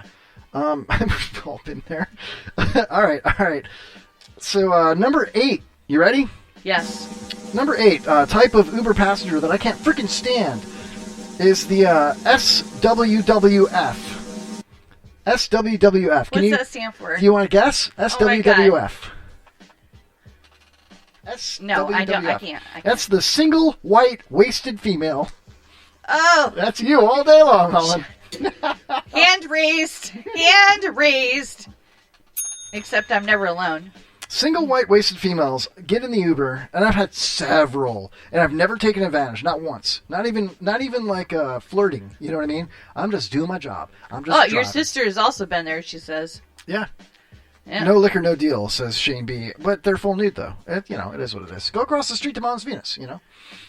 So anyway, the single white wasted female, to me, it's like, I've had several stories that I could tell. One was so bad, the girl was stumbling drunk, super hot, like 25-year-old blonde college girl in Soho, leaving the bars, by ride home. themselves? Yeah, leaving the bar, got a ride home. That's weird. Okay. I know. And gets in my little Kia, and I'm like, taking you home. All right, let's go. You ready? Buckle up. All right, cool. Whatever. Making small talk. And she's like, I'm so wasted.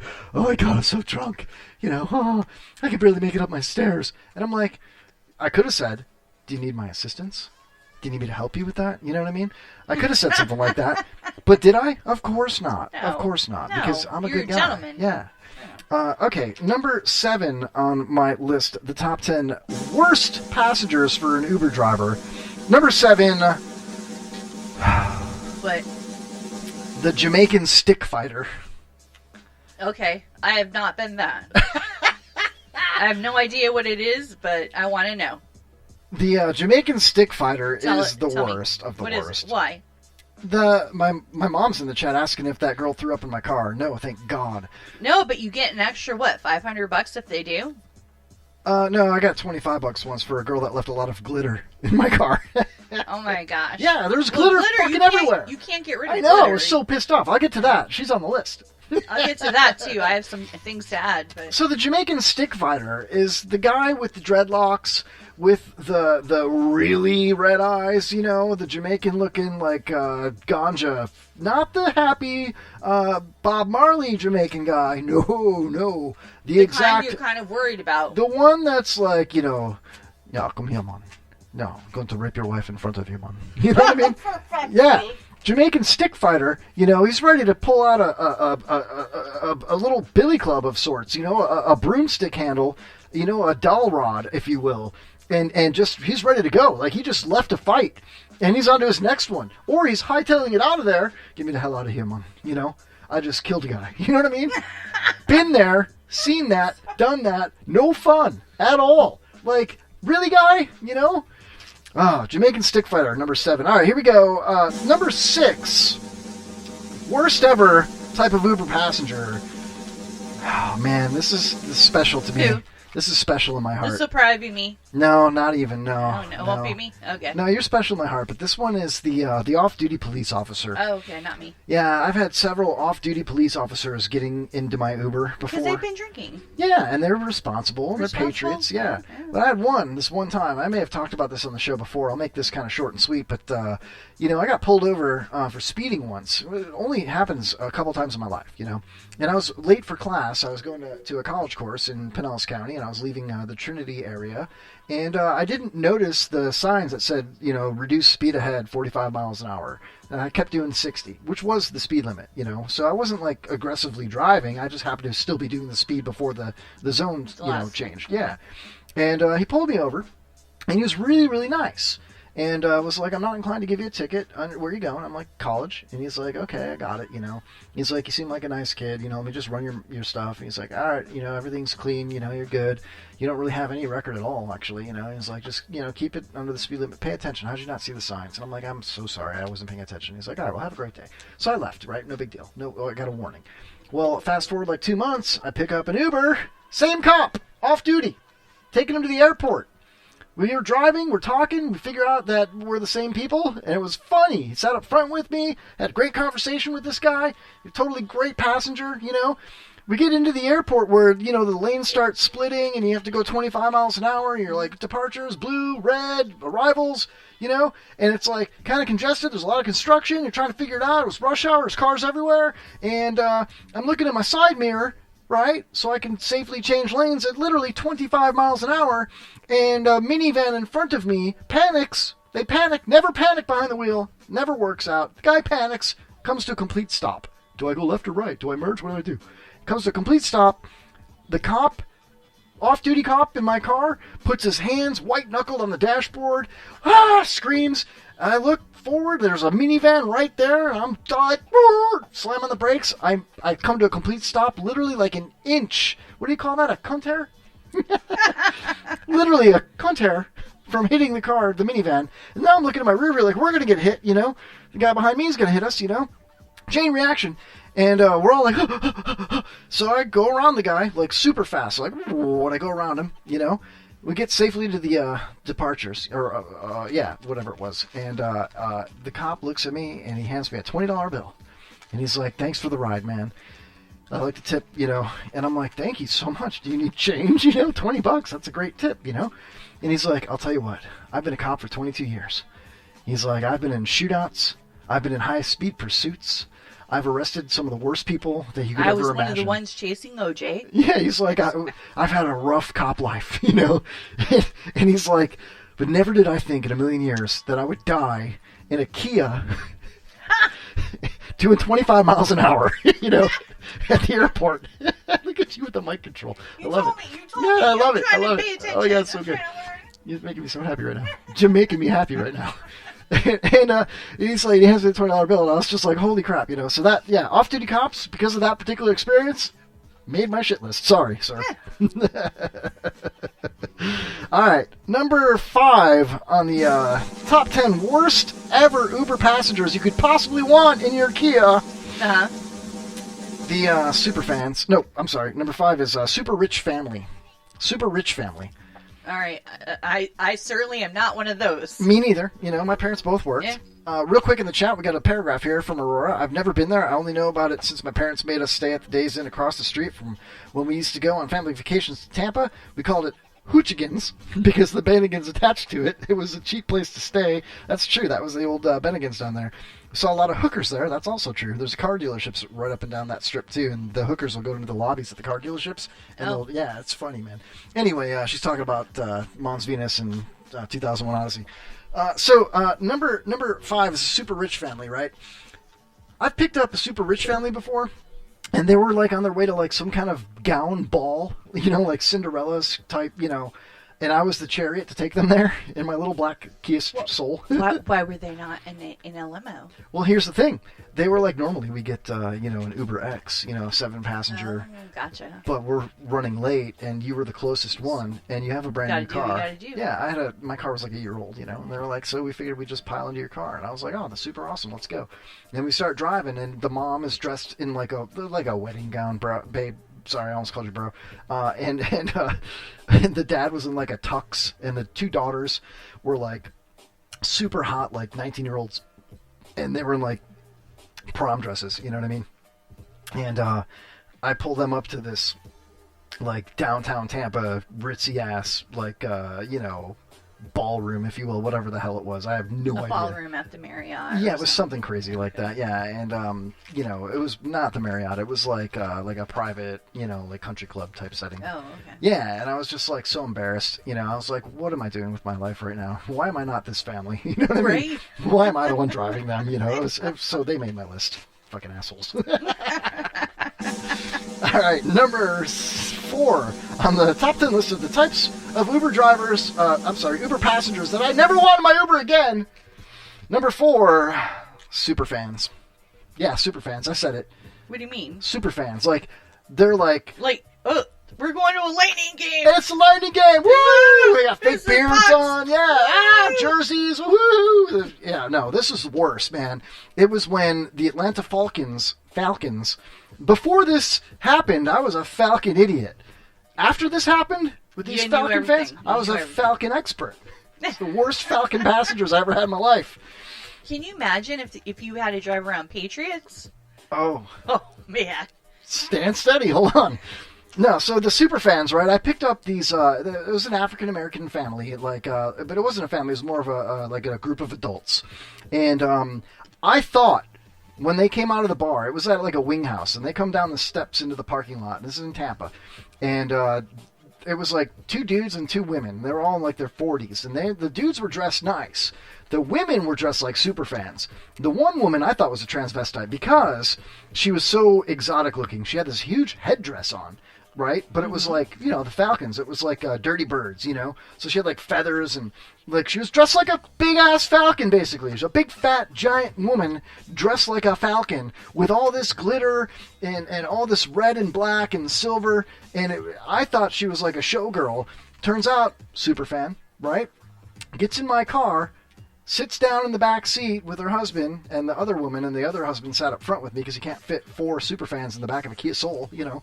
And, dude. Not with that kind of costume. No, and it was hitting the roof, you know what I mean? Okay. And so I drove them to their hotel, which was right in, what is that district in Tampa? The West Shore district, right? Is it West Shore? It's really beautiful down there. West Shore. Yeah. West Chase. No. It was downtown, so it was like off Kennedy. I think it was West Shore. It was right by Mons Venus. You know what I mean? So yeah, I bring them to like a nice hotel there. You know, which is like a Marriott or whatever. Long story short, they get out of the car. I take off, and my Uber pops, and I get another pickup, and it's at the airport. So it's dark, it's late, I'm driving, you know, I've just got the lights of my dashboard on, and I'm driving, no big deal, everything's cool. I've been working all night, you know. I get to the airport to pick up and there was 2 hot chicks, you know. Uber drivers, man, I gotta tell you, there's hot chicks everywhere in Uber, you know, Uberland. So I pick up these 2 hot chicks at the airport, and it's all well lit now. You can't say things like that. You think Why? you think all chicks are hot. They I've are. never no. Yeah, they You are. think they all are, so you can't really Whatever. say.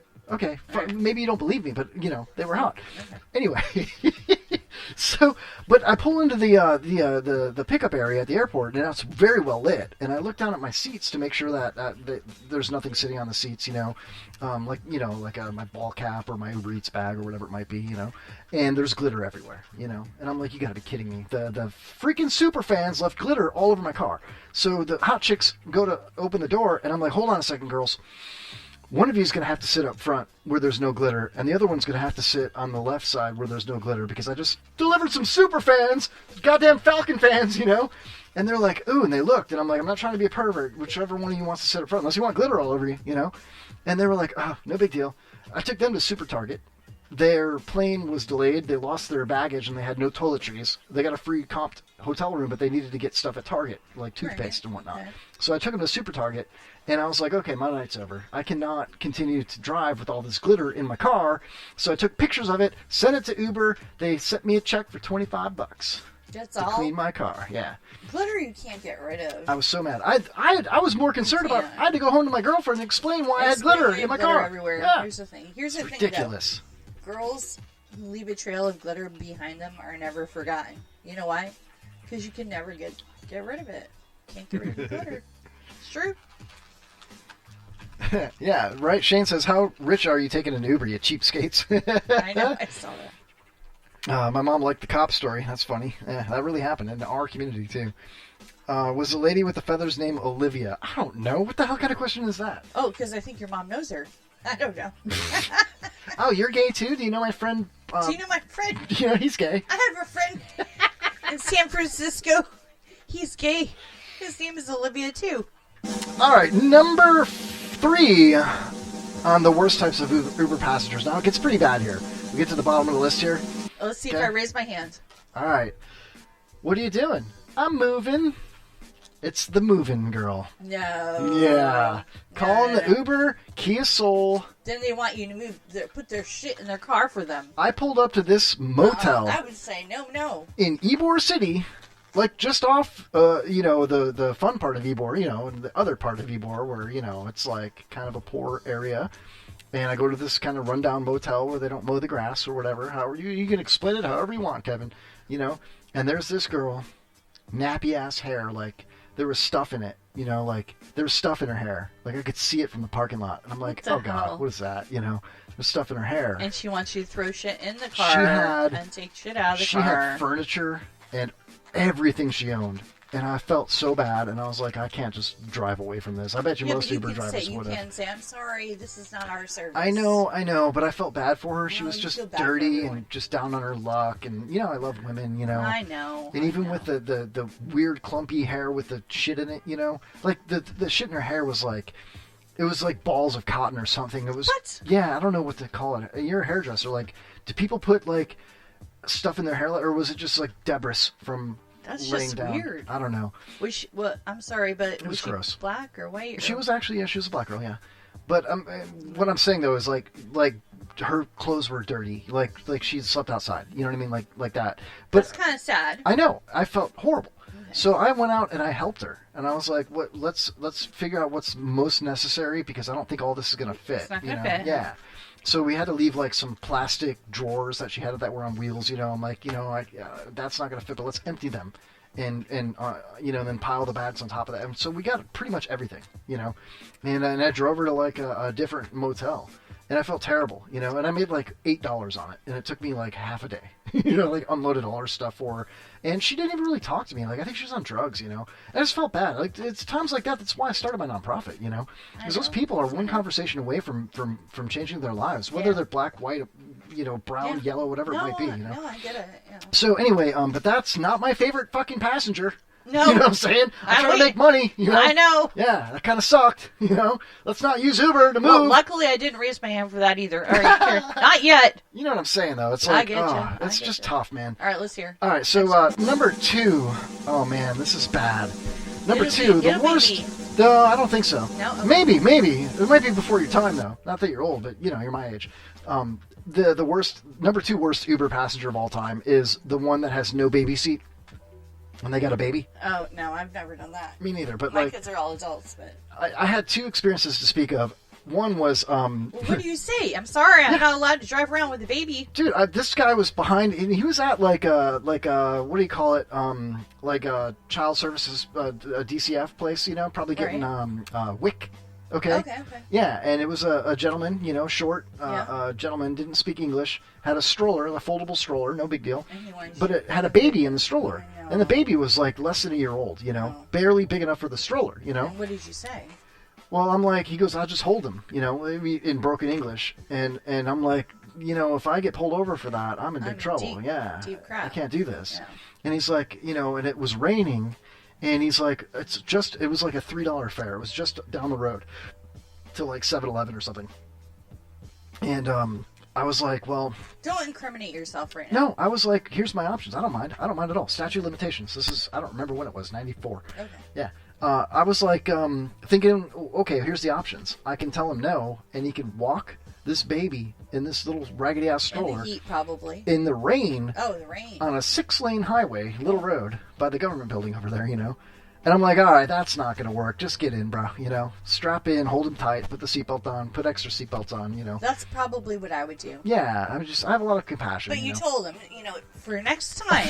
Dude, get a fucking car seat. I was like, you're you know not what? allowed to be in cars without car seats. I had a booster seat in my car that I always had in there for my kid, you know? I've always had extra ones because you never know. You got to pick up your niece, your nephew, Yeah. whoever. And I thought about giving it to him. No big deal. I'll go buy another one at Walmart for $20, you know? I'll just give it to him. Right. But his baby was too small for the booster seat. Aww. Not my favorite passenger. Get out of my car. Get a baby seat. Anyway. Number 1 is, this is the worst. The worst type of Uber passenger anybody could possibly ever fathom having in their car. I'm going to guess. Guess, please guess. This is the worst. Someone who wants you to stop at 15 places on their way home. That did not make my list, but okay. You're right. I hate that. I fucking hate that. Because I've done that to God. so many Uber drivers. Oh. I'm like, dude, I'm a hairdresser. I'm going to tip you more than what you're getting paid for this ride. I need cigarettes. I gotta stop. I'm really hungry. Oh, can we go buy Taco Bell real quick? But I do that too. All right, but let's hear what yours is. If they listen, I can't believe that's not hold on. Aurora says Kevin has a Kia. Ha ha ha. No, I had a Kia. Okay, I got a Hyundai Santa Fe now. Thank you very much. Yeah, it's like 3 weeks ago. But carry on. No, that was an old Kia, 2015. All right. So number 1. Waiting. Well, hold on a second. I'm going to look at this chat room. My mom says, I knew a trans named Olivia. That's... she worked for me. Of course your mother would say that. My sister says, number 1 is, she guessed, is it the relatives and friends who ask if they can call you directly to Uber?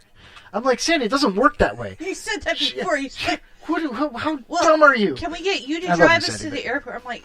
Yeah, dude. Why not just like you're my sister? Well, I know you're on my Uber. Sister, Can I just request you? No, that's not how it works. I have Uber drivers say to me, "You can call this number and get me next time if you want to ride." That's different. Yeah, that's what they're trying to hit on you. They want to see them titties. I know. Yeah. I know. Aurora says. Colin says, "I always thank them for their cervix." Aurora says, I had a sketchy Uber driver picked up my crew and I, 4 of us with luggage. He told us his trunk was full and could only take 2 of us at a time so we could fit our bags in the car. So I asked why his trunk was full. He said his last passenger left all his bags when he dropped them off for their flight. He also kept talking about his reptile collection. I kept my pocket knife out just in case. That's hilarious. Sandy says, we had a crazy Seattle Uber driver who spent half an hour telling us about the creatures who lived in the UC world underneath the city of Seattle, the underworld. Sorry for writing novels in here, says Aurora. I love that. Are you kidding me? I read love fast. when Aurora is in here. She's awesome. She's cool. Yeah, write a novel. It makes it easier for me to do my does. show. I can just Exactly. interact, man. That's great. Yeah, hell yeah. Okay, so my number one worst type of Uber passenger, for me personally, and I think I speak for most Uber drivers, not that I drive for Uber like that anymore. I did for a short period of time in my life, but I just want to make that evident, you know. Calm down, I have a Kevin. lot of- No one's judging you. I have a huge collection of hair tags and name. I'm a hairdresser, whatever. Nets and name tags too. Yeah. Anyway, He blow dries hair on the side for me too. the number one is the sick, bleeding, open wound guy. Oh my God! Sick, bleeding, open wound I've guy. heard of this happening to people. Yeah, because they don't want to pay They're for trying an to- ambulance. They don't want to go. They don't. So they get you to drive. Mm-hmm. Oh, not breaking HIPAA because someone in my family is a nurse and told me a story recently about this person was so infested with bed bugs Oh, God. on their entire Oh, God. body. Oh. They took an Uber to the hospital. Oh, for bed bug removal? Who knows? They were also sick. This was a patient. Come on. They were, and this poor person, my Spit it out, Holland. Somebody Swallow who I your- know told me. Can you imagine the poor Uber driver didn't even know this passenger was in the back and completely contaminated the back of the Uber with bed bugs? Oh, They that could makes see my them blood crawling boil. on them. Oh, Can you so imagine someone doing that to you? the reason I put that as my number one is because I went to pick up a guy from the Bayonet Hospital, and it was from one of the little small doctor offices outside of the hospital in the little plaza right there. You know, they got like blood work and this, that, and the other, you know. And this guy's sitting on the curb, old white guy, black stringy hair, kind of looked like Medicine Man, but smaller, you know. And he's sitting there on the curb waiting for me. And he's got a big-ass white bandage on his elbow. Medicine Man is not that bad. Shut up. I love him. He's Sorry. He's got a big white bandage on his elbow. His whole hand's wrapped up, right? And then he's got open sores on his neck and his face and his shoulder. You could see it under his t-shirt, you know, his tank top or whatever. And I pulled up and I'm like, I hope that's not the guy, you know. And it was. I pull up closer. He's looking at his phone. I'm like, oh, God, this is going to be the guy, you know. And he stands up and he's got a white paper bag with his medication in it, you know. And I'm like, oh, this poor guy, you know. And I'm like, fuck it, you know. He's not. So I'll just tell him, you know. I'm like, hey, yeah, come on in, man. You know, but, you know, try not to, you know, bleed on anything, you know what I mean? Like, What did you say? For real. I know you, and I know you didn't say that. I didn't say that. I said something like, and then I went like, you fucking kidding me? Like under my breath, like, you gotta be fucking kidding me. You know what I mean? I was like, hey, welcome, come on in, you know, let's go, you ready? Buckle up, whatever. And I rolled his window down. Because he smelled like garbage. He smelled like hot garbage. He smelled like hot garbage. And I could tell he was annoyed with me that I rolled the window down. I offended him, and I didn't even care. And I was like, I just looked at him in the rearview mirror, and he looked at me, and I was like, and I gave him one of those looks like, yeah, you know, Where did hey. you want you? How far did you want you to take Not him? that far. I took him to Hudson, about a 15-minute drive to his house, which That's was kind of long. overgrown. 15-minute drive. Dude, so I left after that. I turned off Uber. There's 2 other hospitals closer. Well, I left Uber. Well, it was a specialist that he went to, though. So. Okay. So I turned off my Uber app and I drove to the closest store, which was a Dollar General, and I went inside and I spent like $10-12 and I bought sanitizing wipes. I bought Lysol, and I wiped down the whole car. Everything. Lysoled it. I rolled the windows up, left the AC on, sprayed I emptied a bottle of Lysol in the car. You know what I mean? I wiped down the windows, anything you could have touched. And then I took my car home, and I opened up the doors and rolled the windows down and opened up the trunk lid, you know, and I let my car sit in the sun. I called it a day. F that guy, man. Come on. If you're bleeding and wounded and open wounds. I'd be so embarrassed. But again, my empathy and compassion, I could not say no to the guy. I just couldn't say no. You know what I mean? So, yeah, those are that's the top 10 right there. There you go, everybody. Top 10 worst Uber passengers. Oh my God. Whew. So, Holland, yes. What's gotten a hold of you lately? You know, what's grinding your gears? What's making you happy or sad? What's going on with Holland? I want to hear about Holland. Want to do a little Holland's Hole right now? What's up with Holland? Yeah, not much. No? No. I have a proposition for you. Ooh. We talked about this. Please don't ask me, Mary. You've asked me 50 times, and I keep telling you no. Karen says, true story. Aurora says, can you imagine the next passenger getting bed bugs from an Uber? Oh my God, that's so nasty. It really is. Shane says, check it out. Got to work. Great show. Good night, folks. Love you, Shane. Thank you, buddy. Checked out your last Disney thing. Was great, dude. I can't wait to see more. Shane B's awesome, man. I love that guy. What Disney thing? He's the guy that does the rants on Disney programs and whatnot. You know, he did a thing a couple of days ago on Facebook. Oh, it was probably YouTube. But you know, Shane B drunk, Shane B hung B Shane. Yes. Okay. Hung yes. Shane B drunk, Yes, Shane yes. hung Shane drunk. Yes. Anyway, I have a proposition for you. We talked about this before. Okay. Oh, about the haircuts. Yeah. Now I want to step it up a I'm level. all for it. I think because like you could legally give haircuts anywhere, right? Anywhere. Yeah. Actually, you could even. Under your umbrella. Right. Not only that, if you're doing it for free, anybody can do it. Oh, okay. Cool. But it's extra special to get a licensed professional to guide you and do it. help you and be there with you. So the two of us, we can cut hair. I could do like guys' beards in there Yeah. and just buzz cut them, and you could style the girls, and I want to step it up a notch. Like we're talking about doing this, ladies and gentlemen. Holland and I, Holland is a beautician. She owns Holland's Hairport in beautiful downtown Elfers, outside of Newport Richey. Holland's Hairport. What's the number? 727-505-2044. Go to Holland's Hairport and get your hair did, girl. But anyway, what I was thinking, we talked about this before. Like, what if we gave haircuts to homeless people? Absolutely, anytime.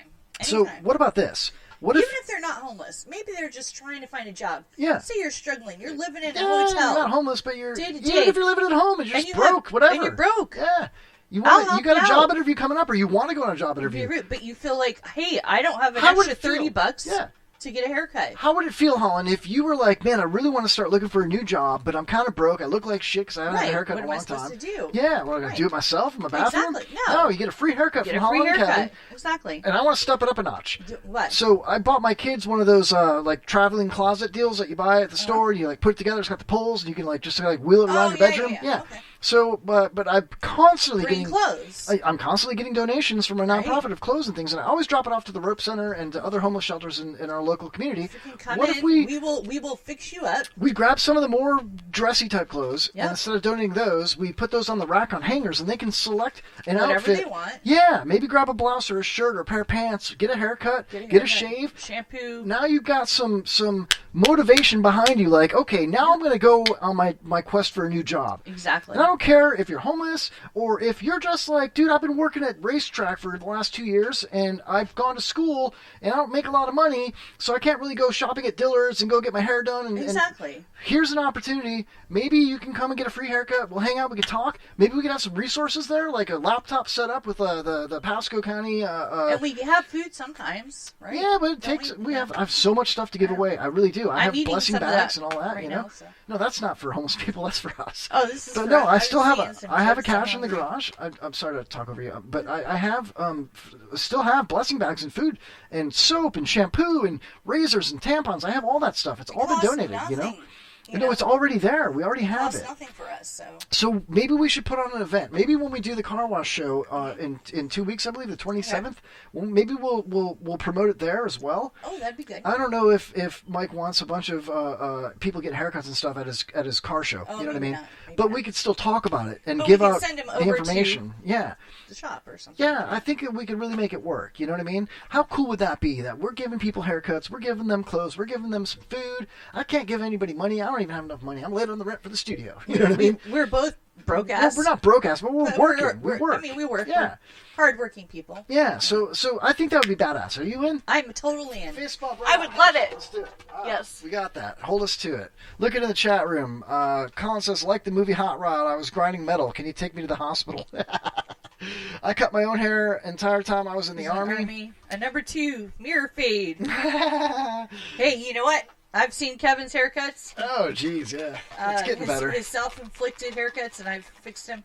Yeah, but but and- on someone else, it's so much easier. Well, I mean, you should know what, see the though? ones when I've given myself it. They suck. I think that it's more about it's not so much about the quality of the haircut, although they will get badass haircuts from Holland. But it's not so much the quality of the haircut or doing it yourself. It's the idea that you show up to a place with a couple of radio people that are like quiet, and we're not going to like make it a big thing. No, you just show up. We're quietly. not taking your pictures. We're not posting on Facebook. No, man, no. You deserve your own privacy. You want to feel better about yourself? Dude, they come in for a couple of minutes, they get a haircut, grab a shirt, grab a tie, you know what I'm saying? A pair of shoes, whatever. Get out there. Get after it. You know what I mean? Some people, like I keep saying it, I've been saying it for years. You don't even have to say a reason. You don't even have to say a reason. You can say nothing. Say, hey, I really need a haircut. Hey, I really need a pair of shoes. Hey, don't even say anything. Just show up, get a haircut, grab whatever you want and go. And if we're you want. good. Yeah, and we're good. I'm down with that, you know? And I've been saying it for a long time. Like, there's a certain amount of the population that we see on the side of U.S. Highway 19 that are giving each other COVID shots, you know, in the parking lot at the gas station. And they're not really COVID shots. Those aren't necessarily the people that I'm talking about. Right. However, if they do decide that they want to change their lives, they're one conversation away. They really are. Yep. Every one of them. But there's also a large community of people that are living in a hotel, or they're barely able to pay their rent, or whatever it might be, and they want to get better at it. They want to do something better. There's an opportunity now. Everybody's hiring. You can go anywhere your job now. Have a you know? reason, though. Maybe they just wanted to feel better. Maybe they were having a really shitty day. Man, maybe you want to date. Yeah, maybe you're a widow or a widower. You know, maybe I'm really down on my. You know, I'm having a shitty day. Sometimes, when you're feeling really bad, you do one little thing to make yourself look better, and you honestly do feel better. And I believe in that. Are you laughing at me? No, I'm laughing at Colin in the chat. He says, I know the shop down the road. We can do an Alabama tie-in. Oh, Jesus. Anyway, I'm down with that for sure, Holland. I think that we both come from a good place, and we might not be the best at this. We may not be trained professionals when it comes to running a nonprofit or doing some charity work or being a philanthropist, but that doesn't matter. The idea of it, right. You know what I'm saying? So many people do this stuff, and they do it for fame, and they put it on. Oh, look we're doing haircuts for these homeless guys. We got them this, we got them that. Yeah. We will never Here's take a picture of me giving a guy a sandwich. Yeah. Fuck you, man. I've done that a couple times, but only to generate people to look at what I'm doing for the nonprofit. Okay, and then I that's deleted different. It, That's different. Yeah. But you don't want to humiliate anyone. If you are having a bad, shitty day and you just want a haircut and you want to feel shampoo even. Yeah. Say you haven't had your hair washed in 3 weeks because you don't have a shower and you're living in the tents down the street under the trees. Freaking come in. It's what? Nothing. No, just do it. There's so many things. There's so many things you can do to help people. Shit. Just make them feel better. How many old cell phones do you have? Oh, like 3? I've got like 10, like old ones. Well, I know you do. Yeah. So, what if you zap your phone, take the card out of it, zap it, restart it, refresh it? Well, you can get those anywhere. And then you give that to somebody for free. Right. Anytime they have Wi-Fi, they're fine. Dude, they can look and they can search for a job. You know what I'm saying? And nobody needs to. Maybe I should probably incorporate that into my nonprofit. Like if you've got an old cell phone, but lots of people don't know too that you can find jobs through Facebook. And That's what I'm saying. We have a mutual friend who did. He's like, I want to rent a room. Well, hey, did you know that on Facebook in the marketplace you can find these rooms in a here local they community, are. and you can see who's advertising. He had no them. idea where they were. Yeah, that's crazy, man. Some people don't know. It is absolutely crazy. Looking in the chat here, I was serious. A lot of homeless vets here. Oh, I didn't know what an Alabama tie-in meant. I thought that was like a weird dick joke or something, Colin. I apologize. Yeah, there's homeless vets, man. Pat works with homeless vets, man. He was one. You know what I'm saying? Aurora says, I saw someone who broke both arms coming to the Great Clips to get their hair shampooed. Things like that happen every day, and when you help somebody, you help somebody, if you've never done it before, it is one of the most exhilarating feelings ever, For sure. I've given blessing bags filled with water bottles and snacks and shampoo and a bar of soap, a toothbrush, toothpaste, a tampon, and I've handed them to people on the median, all over Florida. I have them in my car everywhere I go, and I do. And sometimes the people are like, "Thank you so much." Other times, people were so drugged out that they didn't realize what they were even getting. They're just like, "Oh, okay," and they didn't even say thank you. But I still know when they sober up, they're going to look at the stuff that they gathered that day, and they're going to be like, "Wow, check that out! I got a bar of soap. Wow, I got a toothbrush." You know what I mean? Exactly. And that still makes me feel good. But I'm not doing it for me. You know what I mean? A little bit, a tiny little bit. Yeah, I do like to feel good. Who doesn't? Right? Who doesn't like to feel good? If giving things to people in need makes you feel good, what the hell's wrong with that? You know what I mean? People have been bothering me on social media with this just nonsense. So, Kevin, the most wealthy. I'm sorry, I didn't. No, I don't mean to interject right now. Yeah, go, please do. Is it okay? Yeah, of course it is. Can I interject? Yes, please do. All right. Asshole. So here's the thing. Did you ever notice, though, that the wealthiest people are the ones who do not give the most? And people like you and I don't know. You and I are just average Joes, okay? I know where you're going with this. I don't want to interrupt you, but we have to take our break. But as a pizza delivery driver back in the 90s, right. I got more tips in the trailer parks than I did in the rich neighborhoods. Exactly. They know what it's like to work. Exactly. But the rich people also, super rich people, they have to, donate or recirculate wealth in some way, shape, or form to avoid taxes or to further their business opportunities. There's a lot of charity going on for different reasons in that upper echelon of wealth. But you and I don't do it for those reasons. We just do it because it makes us happy. I totally understand what you're saying. Yeah, I totally get that. But to say that, to paint with a broad brush and say that rich people don't give as much as poor people. You're right. You know what I'm saying? Some of them are just forced to do it, or some of them just choose to do it on a way bigger level. Right. And hopefully someday I'll get there. Though I would love to retire as a philanthropist. Me too. You know what I mean? That'd be the coolest thing in the world. Oh, if I could draw a small salary, just a nominal salary, to make myself comfortable and happy and put my kids through college, and then give everything else away. Do whatever you want. Yeah, why not? That'd be the best job ever. It would. All right, let's take our last break. We'll come back real quick here after this break, and I have a story I want to get to about everybody knows how hard it is to cancel a gym membership. Oh my God. It's so stupid and ridiculous, and a couple of other things as well. So we'll be right back with more of the Kevin Holly Show after this break. Playing some great music all around the world on WBRFM.com and TuneIn Radio.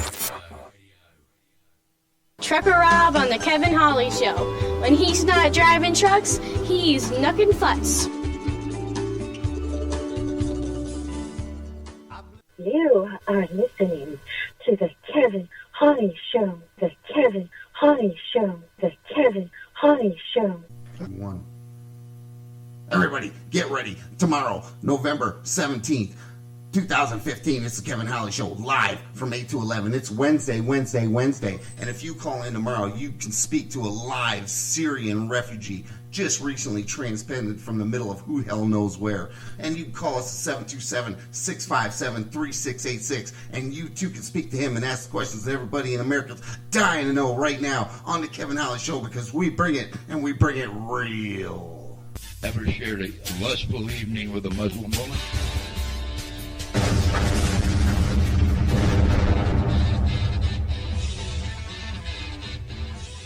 This species obviously emanates from a superior race of DJs. Hi, this is Andre from the Harps, and you are on Spotify. Enjoy it!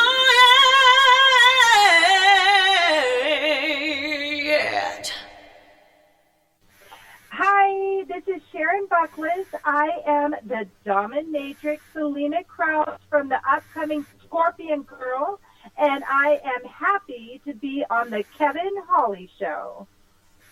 Hi, this is Clark Brooks, and you're listening to the Kevin Holly Show. Probably not where you envisioned yourself at this point in your life, but here you are. Make the best of it.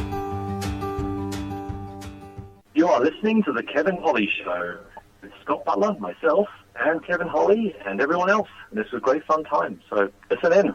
Listen every day, or weekly, or however often you play it. I'm strictly dickly. It's Wednesday.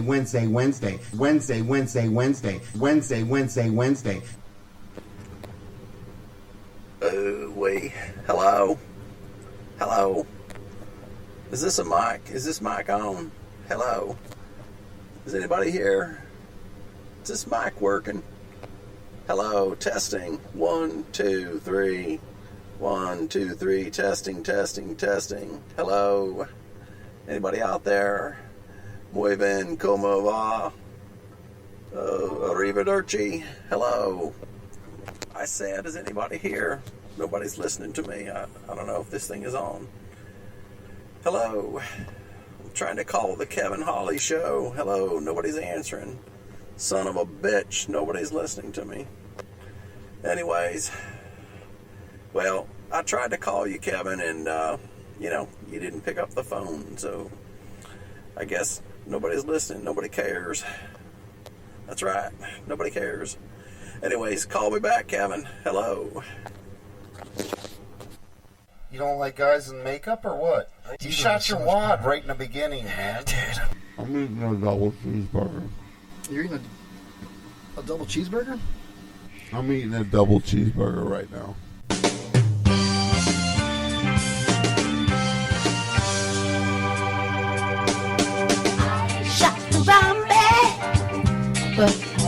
not shoot the little boy. I shot Harambe, but I did not shoot the little boy. Harambe come to Cincinnati Zoo to live his life out on display.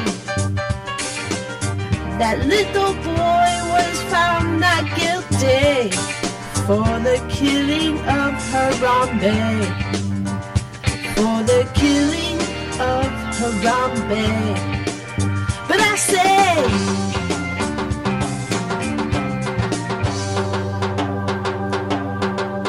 shot Harambe, but I swear it was for self-defense.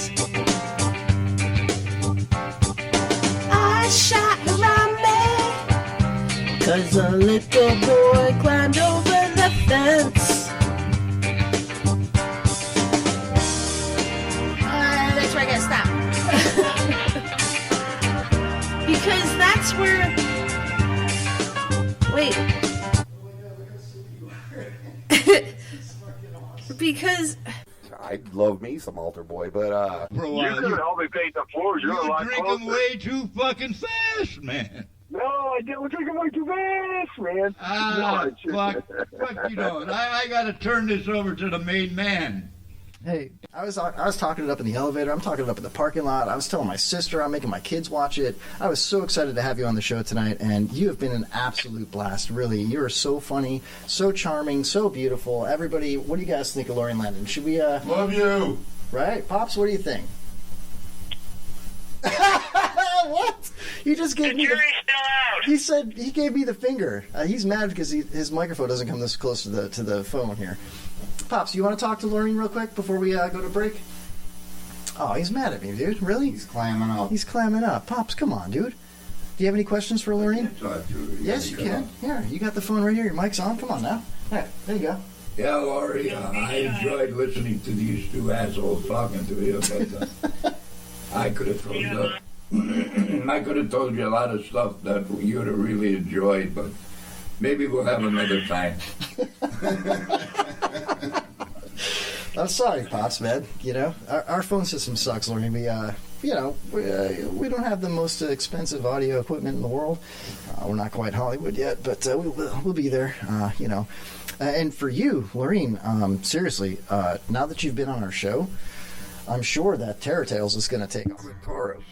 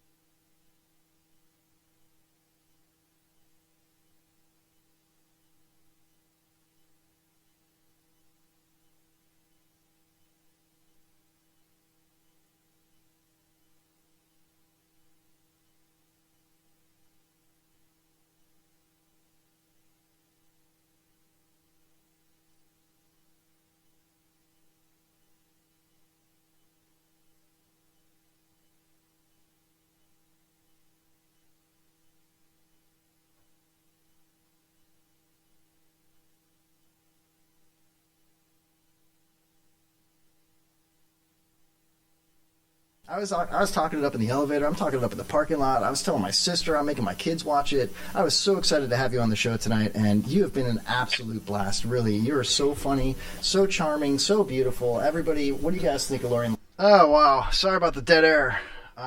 There's a storm. Yeah, we're here. We're back. I don't know how long that dead air lasted, but yeah, that's what happens when we have rain and whatnot. Oh my God, it stopped on Pops saying clitoris. That's where it stopped right there. And I There we ended go. up yelling at one of the little cutie teenage girls and was like, hey, give me some beers. Uncle Sam, he wants you, but not Kevin Hawley. Like Trump said, no in the army. Welcome back. Sorry about that. Oh, wow. We're going to close out the show here. They said one Mississippi.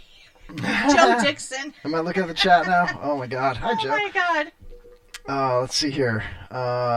Still folks that want money, though. Friend bought a beggar some food, and we watched him throw it away. Yeah, that happens a lot. Jeff says, where's the show? Sorry about that, Jeff. No, we're not done. We're back. Yeah, we had it wasn't a power out, but the break music stopped. But we're here. It's all good. Wow, yeah, I didn't even have time to put my glasses on. I come up here, I'm like, why is there dead air? Shoot, where's my glasses? Oh, here they Oh, are. my goodness gracious. So, Holland, you ever joined a gym before? Yes. What'd you think? Did you like it? What gym was I'll it? tell you what I did. Okay, so. Oh, hold Oh, on we're a getting a second. caller. I love taking calls, so Me F too, you, Holly. me too. Holly. Holly. That's what they call me downstairs. Hey, you're live on the Kevin Holly Show. Who's this? What the hell? I don't know, I man. don't know. Is this Jeff? What the hell is going on? You know, I can tell you exactly what happened. Man, that echo is tough. We've had weather events, and Well, as we know, some of our family members have the power's announced out, that there's yeah. no. But I'm not blaming it on electricity. that. What happened is I didn't plug in my external hard drive, and one of the songs on the break didn't load, and it just stopped everything. What the hell, man? Oh. So what brings you to the show tonight? What kind of operation you running over there, Kevin? I'm trying really hard, Jeff. I really am. I know your voice. I love your voice. I listen to it every day. He gets excited every time you're on. I do too. I have a salon. Jeff, I have to tell you something. This is the first time I've talked to you like this. So when it pops up on my phone that you're on air, I play it in the salon. Uh-oh. Kevin can attest to this. That's true, yeah. Don't I, Kevin? People hate it. I do it all the time. I do it all the time. But you know what? Yeah. I noticed you went a little shorter with your beard recently. Yes. I liked it a little fuller. But I'll tell you, today I thought it was quite cute. Well, slow down. He's almost married. I know that. Jeff, when's the date, man? What's going on? There's no date. You guys are a cute couple, though, you know? Yeah, we enjoy each other, but that's for sure. We laugh a lot, so that's a good thing. That's awesome. That's the best awesome. part. That's the glue that keeps the relationship together, man. I've always learned... Is she your best friend? Yes, she is, yeah. All right, that's the most important. I've learned that, because Jeff, like, man, I don't want to take anything away from your intelligence, but being such a tall, handsome man like you are, it seems like it's easier. Life is easier for someone like you, just because you it command really respect. But coming from a short guy like me, you know what I mean? You could probably understand why I say that, you know? But, you know, I don't know what I'm trying to say exactly, but what, like... The two of you together, you know, she's tall as well. You know what I mean? Yeah. You got two tall people, beautiful people, you know, good looking people. You laugh together. I've been told that humor in a relationship is better than being sexy or having a large unit or big boobies or whatever it might be. You know what I mean?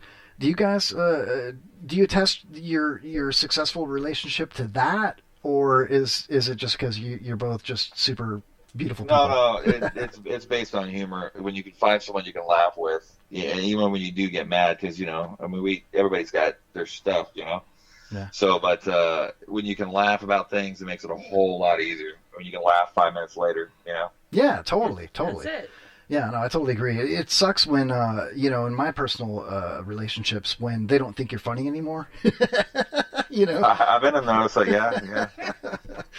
Oh, that's funny though. You get canceled real quick. Yeah, you know, and it's like, well, I thought you thought I was hot, you know, I thought we had something going on here, you know, why are we not doing this anymore, man? You're gonna make me cry, Jeff. Nah, it's all good. Oh man, so dude, I haven't talked to you in the flesh in a while, man. You know, I'm really sorry about Kiki Peanut, man. But wow, like how popular was your cat, dude? Everybody reached out, you know. How cool. Celebrity cat, man. Hell yeah. She was a special cat, man. It kind of caught me off guard because you had hit me up on Sunday night, you know, about it, and then literally if Angela and Sells couldn't have been any more timely on her messages telling me that she was, you know, put down. It was like right at 3:00. She opened the door right before covering for Shannon, and she goes, "I didn't know Kiki Peanut's down." I'm like, "Oh, thanks," you know. Yeah. It kind of shook me up a little bit. I'm sorry about that, man. I had to tell you, like, as soon as I started to think that might be that time Sunday, you know? Yeah. And then Monday, we didn't have an appointment until 2:00, and I knew you were going on at 3, and it had slipped my mind that you were going to be hosting the show for a few days. And I was like, oh, man, what have I done? I should have waited, you know? No, I would, you know, it's like if you would have, I was so swamped I wasn't even looking at my phone. You know, I wouldn't have known anyway, so it was no one's fault. The things happen, you know. Dude, you are the hardest working man in radio. Really, you're doing a fantastic job over there. You really are. Like, I cannot tell you how many people I've been like, you have to listen to the Shannon Burke Show. And a lot of my friends have listened to Shannon before, and you know, it's been a long time.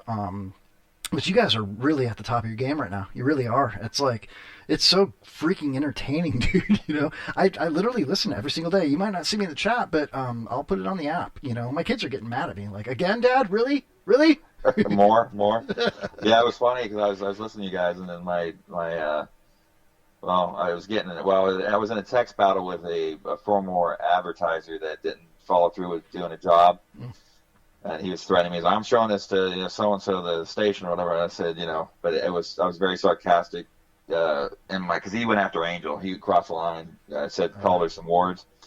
So when I was doing that, I was really pissed off. I said, man, I'm really angry because this guy, he's just saying all these things to me. Then Shannon texts me and says, hey, can you talk? And then immediately I said, yeah. And he calls me and he goes, what the hell happened the last 2 days? Oh, God. But no, I mean, in a good sense, because he said, you know, the stuff that was happening within the show, and I mean, there were some really tense moments the last 2 days that probably the regular listener would know that it was definitely real in the room. Yeah. But you know, that stuff makes for great radio. People like totally that. Does, man. Yeah. That stuff. I gotta tell you, man, the stuff with Bubba, I thought was awesome radio, and I saw people's comments. I read every comment. You know, I'm kind of a nerd like that, and you know, I'm just such a happy person. I really like interacting with everybody. You know, yeah, you know what I mean. Whether it's your show, my show, other shows, and you know, I thought that was great radio. Bubba just like opened up and just spilled something out, and it was like when you said. What the F is wrong with you? Like, why are you so mad? Why are you so effing mad? I think is what you said. Like, you're like, I can tell when you're mad for a bit or when you're genuinely mad, you know? And he just kept going, man. Oh my God. And everybody's like, man, wait till Shannon comes back. Well, that's why I told him, I said, all the guys in there, you know, you've been in radio longer than any of us in the room. Yeah. I said, and I told him the other day, I said, you don't give people ammunition to come after, because they come after all of us, you know, sure. And a verbal assassination on, you know, the remarks.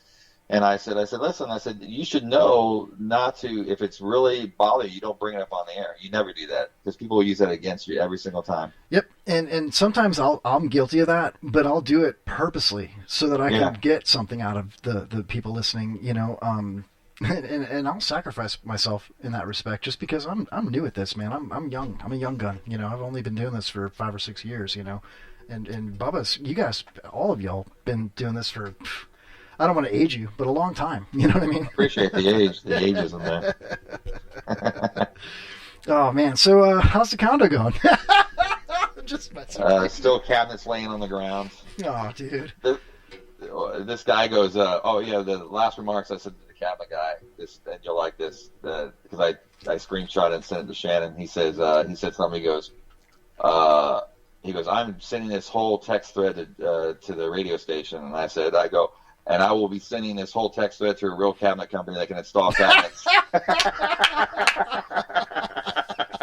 That's fantastic. Oh my God, that's like you know, I was at the gym. I was going to bring this up, you know, and they signed me up. I went there with my daughter, and I'm like, you know, I'm going to get her the $10 a month gym membership, you know. Yeah. And I was like, while I'm here, you know what? I would I've never done this. My kid's 16. I'd like to join the same gym as her. Maybe I can come here with her, you know? Sign me up.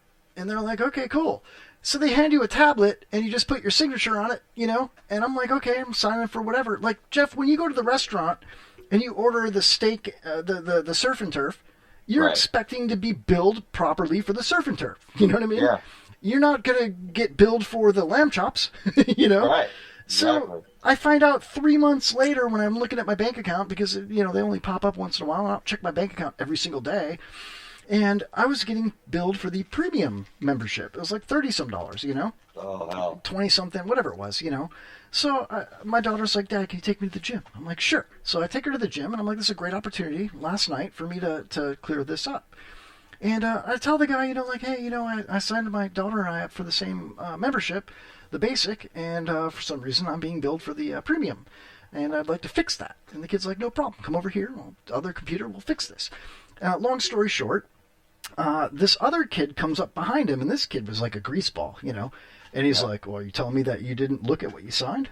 And I'm like, well, the girl that signed me up, I trusted that she, you know, was signing me up for Understood what you were saying. what I selected, you know. I wasn't looking at the tablet, read the fine print. I just signed my name on a tablet that she handed me. I looked at it for like 5 seconds. And he's like, well, it was a girl. Was it Ashley? And I'm like, it sounds familiar. And he's like, well, that's our GM. She doesn't make mistakes like that. And I'm like, really? And he got snotty with me. And he said a third thing, like, so you're telling me that my manager made a mistake and that you didn't look at what you signed. And, you know, and he made me like out to be like an idiot in front of my kid. And I was not cool with that at all, Jeff. You know what I mean? And I just looked him in the eyes, and I got real close to his face, and I was like, so you're going to take care of this? And he's like, and his whole demeanor changed, and his voice kind of crackled a little bit. And he's like, yeah, I'll leave a note for her to call you back. And I just kept staring at him. I didn't even blink, Jeff. And I was like, thank you very much. And he's like, thank you very much. And I was like, no, thank you. You have yourself a great night. Thank you. That's the biggest scam thing, those automatic debits at those workout places. I went into a place, I went a few times when I was living in Lakeland, this like years ago, and I went in there trying to cancel my membership, and I kept getting the runaround. Well, you got to see upper management to do that. Yeah, you need 3 months notice. What? Yeah, I went in there 12, I'm not even kidding you, 12 times, and there was never a manager present. I go, what is it? And the 12th time, a girl got my verbal assassination. And I made her cry, which I felt bad about. Jesus. Come on. And I go, you tell them to give me a call. And I felt really bad, so I called back the place and I said, hey, listen, this has nothing to do with you. You were there. I said, but you got to understand. I go, this happened 12 times. No, I know it's not your fault. I apologize for my actions, but you need to have someone call me like ASAP. And they did. It took that to get that, you know? See, here's why I'm circling back here, Jeff. I'm circling back. This is why a man of your size and stature and handsomeness gets things done. You were just like, really? Make it happen. They made it happen. Me? I didn't get the call back from the GM. I didn't get the call back. I got treated like an idiot from a little kid. The problem is you got to go 12 times to get it done. It takes 12 times to get it to happen. That's ridiculous, man. So I left a Google review instead of going Karen style, and my Google review said, you know, basically what I told you, like, you know, they want a $20 downgrade fee, and they offered no, you know, anything to help me out, you know. So I said in my Google review, I will gladly update my Google review if Ashley ever does call me back and fix it. You know what I mean? Till then, we're battle mode. Yeah, we're battling. I don't even want to go back to the gym, Jeff. Now, if I do go back to the gym, I'm stealing plate weights, man. I'm taking something with me.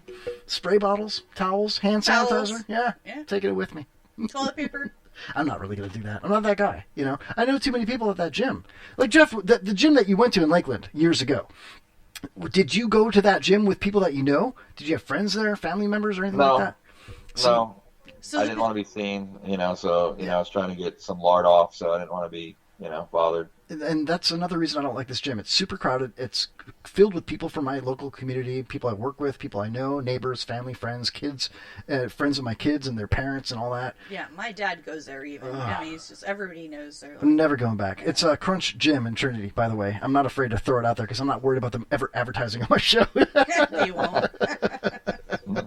They call in the next day, we want to advertise on your show.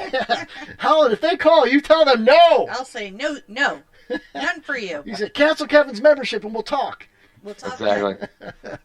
We'll give you a free membership for $35 a month. Yeah, right? Yeah. You want a haircut? Come in here, now bitch. Now we're talking. Yeah, free haircut. Jeff, you should get your beard done by Holland. Hell yeah. No, he went too short.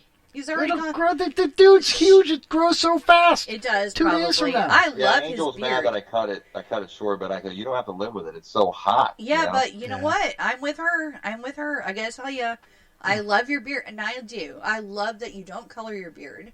That's one of my favorite things about your beard. But that's a lie. I'm saying that's a lie. Be quiet, Kevin. And for another thing, I noticed it was a lot shorter because I noticed things like this. So I'm totally with Angela. Sorry. Yeah, I mean, it grows back. Angel. Angela, it's all the same. Whatever you call it. No, it's not, because Ange. I'm seeing a girl named We'll just Angela, call and Ange. it's not the same. The girl. Well, her real name's Angela, but she goes by Angel. Yeah. I told you. I didn't know that. I'll just say Ange. Yeah, In your face, Kevin. In your face, Kevin. Can I interest you in a gym membership? I'm with her. No, I love your beard, but I did notice the drastic cut recently. So I wouldn't call it but drastic. Do you honestly? Wait. I have a question. Do you honestly feel a lot cooler now that you've gone so much shorter? Would you take it down to a 4 or 3? Yeah, I actually do, and it's a lot. What is it? 3? I would find stuff on my beard. They say that, but they're so pretty. Remnants of food. Particles. Hey, you know what? Just wash your face when you go in the bathroom. I do. I'm just but saying. You still find stuff, find that half-eaten fry with some ketchup. A whole banana. I love Kevin's beard. I wish he would grow it a little longer. I would if I could, Holland. You can't grow it any grows longer? in patches. I'm like Kevin Reeves, Keanu Reeves. You said puberty. Yeah, thank you. That's what it is. I'm still waiting for my other. How old are you, Kevin? I will be just turned 46. Yeah, so you still got you've got the next phase of puberty to go through, so it'll eventually grow out by about 48, 49. Are you saying that I'll have steel wool down there? Yeah. Well, here's the thing: Kevin's he has curlier beard hair than you do. Well, Jeff, do you straighten your beard hair? Do you iron it? Do you have that gel or? I put like some wax in it, but I think by an hour it goes any which way it wants to go at that point. Dude, so now Shannon has a nice beard too. Well, it's a goatee. And he shaved his off too. It's very low now too. Yeah, before he left. He's so pale that he's got that Polish, Irish, as Shane B said, Anglo-Saxon, Caucasian look to him. You know what I mean? It's like he gets away with it too. Also because he's like 7 feet tall. Jesus, man, you guys, how did you get so lucky? Why am I so short? It's bullshit. Stop with your short man syndrome. How tall are you? I'm close to 5'8". I don't think so. Look, and here's the thing. What is the deal with weight? I was talking to Angel. I walk in the house, and her son gets on the phone, and he goes, "Hey, we have a debate. You're not really 6'5". I said, "Yeah, I'm 6'5". And he goes, "No," and her son goes, "I think you're 6'3" on a good day." And I was like, "No." I said, "How tall?" He goes, "How tall are you?" He goes, "Well, I'm 6'3". I said, "Well, that would make you 5'8" now, right? If I'm 6'3", you're 5'8". What's the deal with this the height thing with men, anyways? I don't get it. Yeah, you don't get it because you're tall and handsome. That's why you don't get it. If you were short like me, you'd be like, "What the f?" Well, now I'm hunchback. I'm getting hunchback in my older years because I want to be shorter than I actually am, so I have to crouch around all the time. Yeah, well, I'll trade you anytime you want, dude. You want to wear my shoes? I'll wear yours. Well, that wouldn't make a difference. I don't know. I just, you know what though? Like, one thing I got going for me is that I'm at my ideal weight for my height, and I have been for like a decade. My ideal weight is exactly where I'm at, like 160.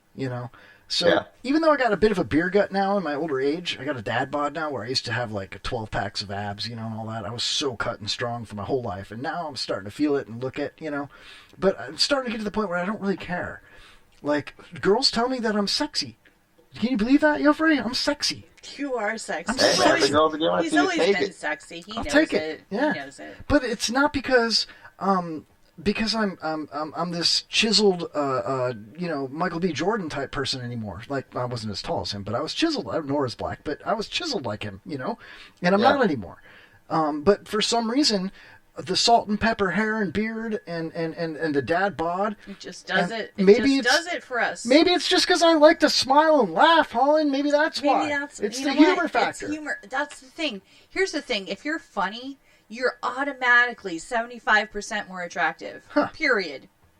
Doesn't matter how tall or short you are. Well, there I'm you taking go. notes here. Hang on a minute. Write that down. Yeah. Next time you go to an open mic, Jeff. Yeah.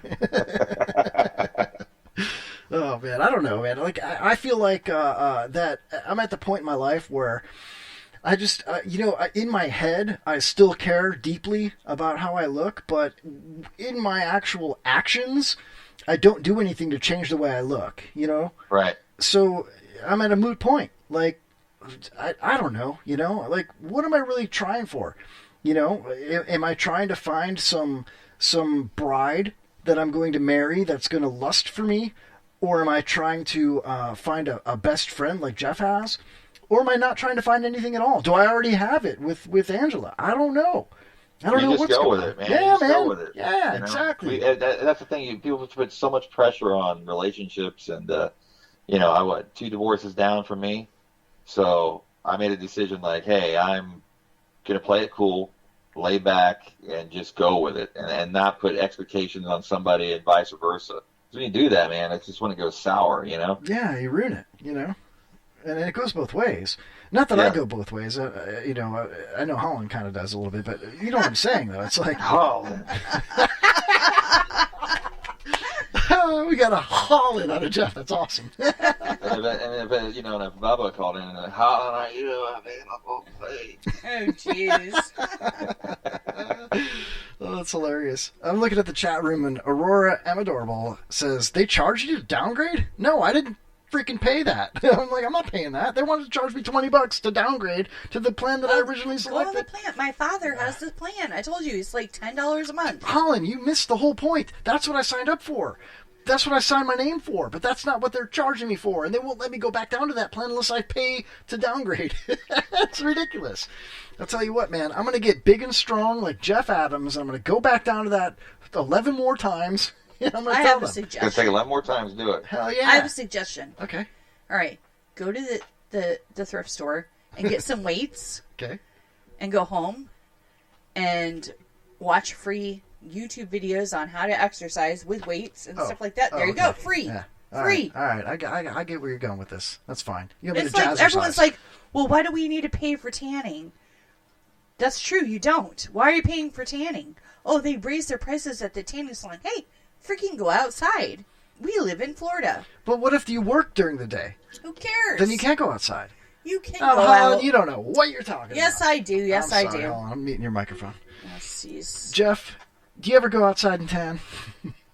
No, because it's always freaking raining outside. How's that even possible? Quit being so negative, Jeff. Jeff doesn't need a tan. He's not tan anyways. He's a little tan. Nah, I would say no. I don't know. I mean, his girlfriend is, I don't study his him, girlfriend, you know. His girlfriend is a little tan. Let me ask you a Is question, she Jeff. tan? Yeah. Jeff? Yeah, she's tan. Yeah, she lays out. She lays She out. lays out. Okay, yeah. See, Yeah, she's there a you go. normal person. She So- doesn't pay for this bull crap. You guys have been on Dan O'Brien's boat, right? Yes. Because of your show, okay? I figured out who Dan O'Brien was. Yeah. Now, he's an advertiser on your show. Correct. Then he became a friend of the show, and he's done business with people on the show, which is awesome. Yes. Yeah. Yep. So I looked him up on social media, friended him, he accepted, and he's quite the funny guy. He's very funny. He interacts with everybody, including myself, which is honorable, you know. For me, it's an honor, you know. And I just want to know, like, I like boats. I think you know where I'm going with this, Jeff. Is this something about a motorboat? How do I get on on Dan O'Brien's boat, man? What the hell? Just hit him up, man. I know, right? I bet he would. I'm telling you, he like one time. I think the first time we went out, he had like a whole entourage of boats of like friends. So there was always a boat to jump on. You know, so it was like 5 boats that went out. Yeah, it was a really good time. Hell yeah, man! I got a boat right now, and it's a nice boat. It's an 18-foot boat. It's not very big, but it's it's seaworthy. It's a big boat. A little cobia with like a 115 on it. You know, it's pretty badass. And I got a knock on my door this morning, and the dog's barking. You know, and I'm like, oh god! I thought for sure it was something, horrible. Like, yeah. And so I open the door, and it's a big, strong black man with a sheriff's polo and the badge. You know. Oh crap! Yep. And I'm like, oh, hey, hold on a second. He's already talking. Like, hey, is your name Kevin? And I'm like, just 1 second, please. I shut the door, grabbed the dog, put it behind the gate, and opened the door, went back outside onto the porch with him. And mind you, I was sexy as hell. All I had on was my watermelon shorts. And my gut sticking out, my hernia sticking out of my abs. And he's like, somebody called about your boat on the side of your house. Can you move it on the side of your house? And I was like, no, I can't. I'm on a waiting list for a marina. And he says, well, you have to move it. When can you move it? And I'm like, well, I can move it to the dump tower. I'm thinking in my head, I don't really want to do that, but I have it up for sale as well.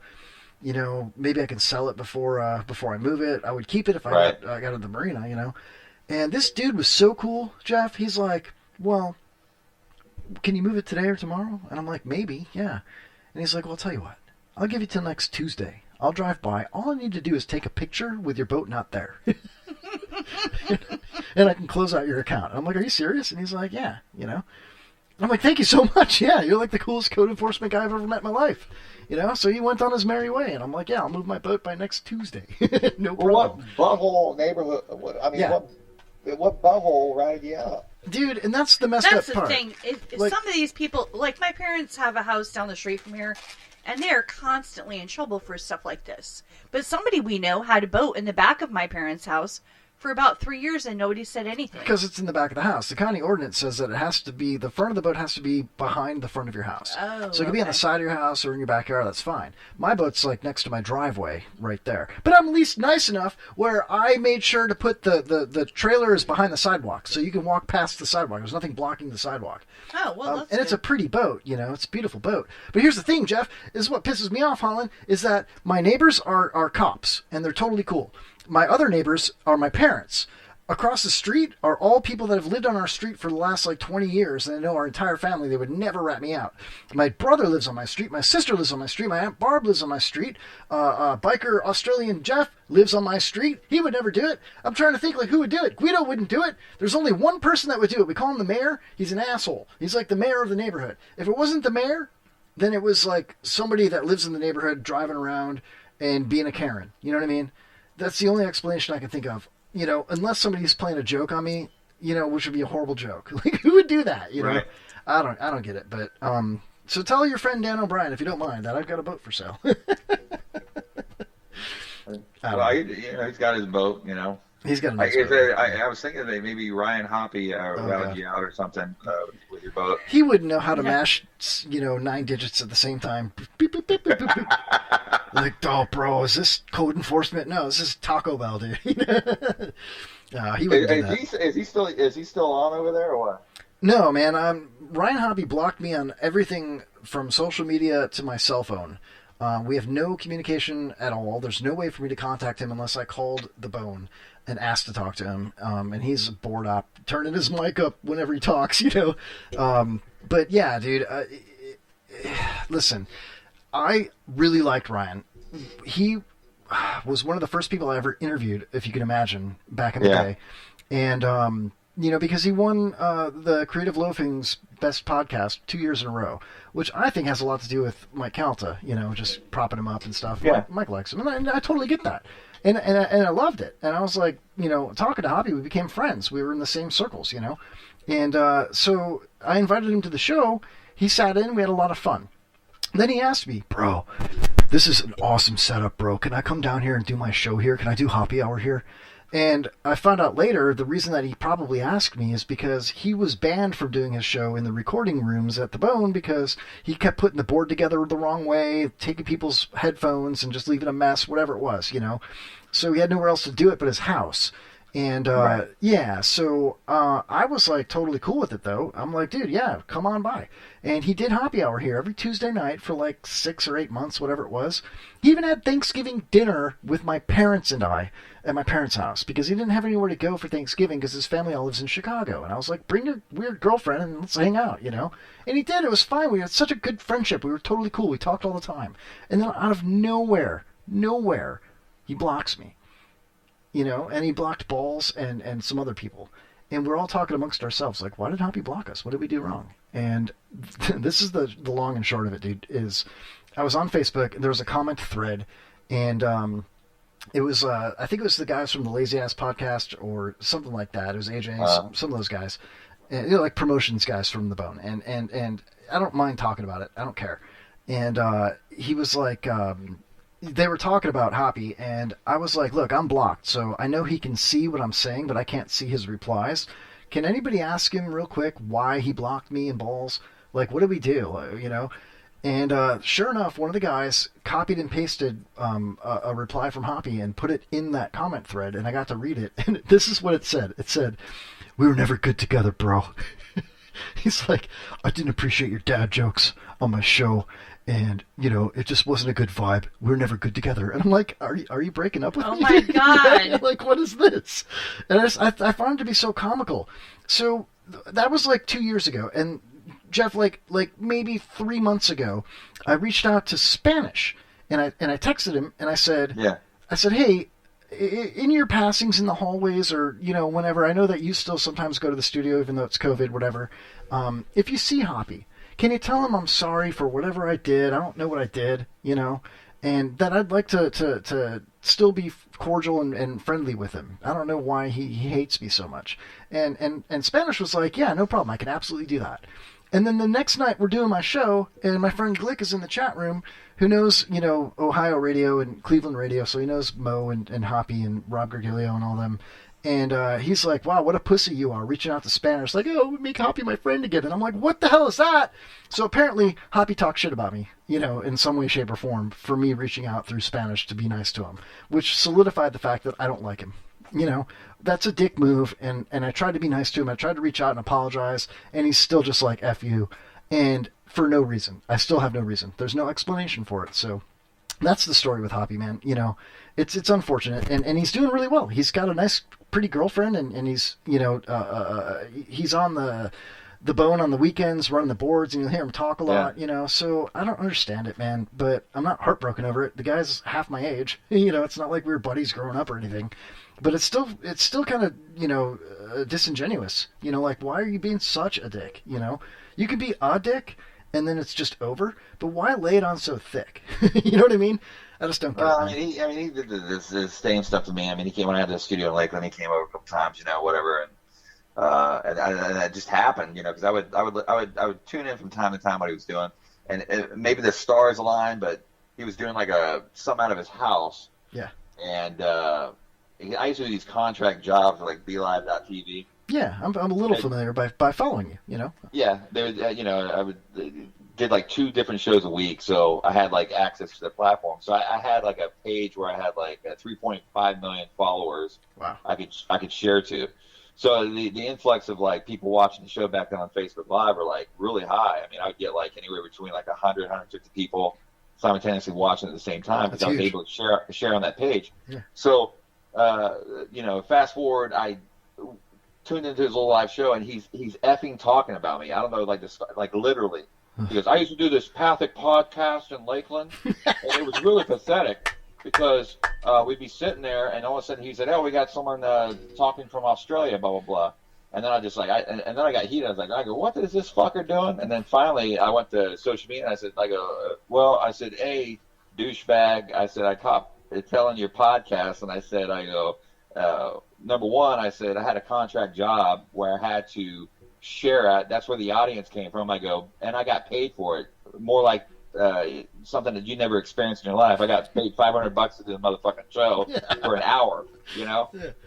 And then I said, you know what? And then Drew somehow got caught into it, and I went on Twitter, and then all of a sudden I just get this message from Hoppy. He goes, I thought you were cool, man. This is fucked up, and he goes, I'm blocking you, and he just blocked me. So I just saw Drew. Me and Drew went back and forth on Twitter, ragging on him, because I started talking about when they ragged him on Drew's show. Yeah. They played these clips, you know, why he's not responding, and then it was just so fucking bizarre. Because I always looked at him as like a child, you know, like a son. I mean, he would always ask me stuff and blah blah blah. Yeah, Jeff, dude, that's one of the I've said this before. I'm so glad you said that, because he asked me when I first started talking to him, like, what's it like to be a father?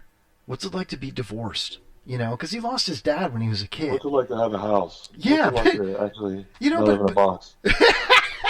You know what I'm saying, though? And I was like, okay, this kid's got his head on straight, you know? Yeah. But he just, I don't want to, I really No, I don't mean, want to rip on him. I think he's going to do very, very well. He's got a bright he's a career good on kid, radio. you know. It seems like he's only doing this. Yeah, it seems like he's doing these things, like the blocking, and to try to make himself better, and like we're stepping stones or something. Like, I got to get these people out of my life, or I won't do anything. You know what I mean? Like that kind of an attitude, maybe. I don't know, but it is just it's sad. It really is. Like, the kid had why wouldn't he want to be friends with Jeff Adams on social media? You know what I mean? Why wouldn't he want to continue to do Hoppy Hour in a studio, in a soundproof room, in a building with armed security in Newport Richie? Yeah. You know what I mean? It's cool. Why wouldn't you want to do that? Well, like, what did you do? What did I do? You know, it irks me, dude. It really does. But whatever, you know. The fact of the matter, though, is that it's easy for him. Why? Because he's 6'7", and he's tall as hell, and I'm not. Here we go, back to that again. And still gets paid $7.50 an hour to run a board. Yeah, I know, right? And I would look. He does that job because he thinks he's breaking into radio, and that's the way to do it. And I commend him for that. He's really grinding. He really is, and that's what he says. I'm grinding. It's paying off for me. It is. It'll work out for me. I would do that for free for the Shannon Burke Show, just because I love being around that stuff. You know what I mean? I would show up there in a Speedo. You need to go reach out to Shannon and have some beers. You know, there's technicalities with like the intern stuff because of JVC they can't do, but. Yeah, that's his show, so, you know. Dude, I'm not even going there. I'm just saying, like, it's a totally different mindset. You know, like, you find a program that you like.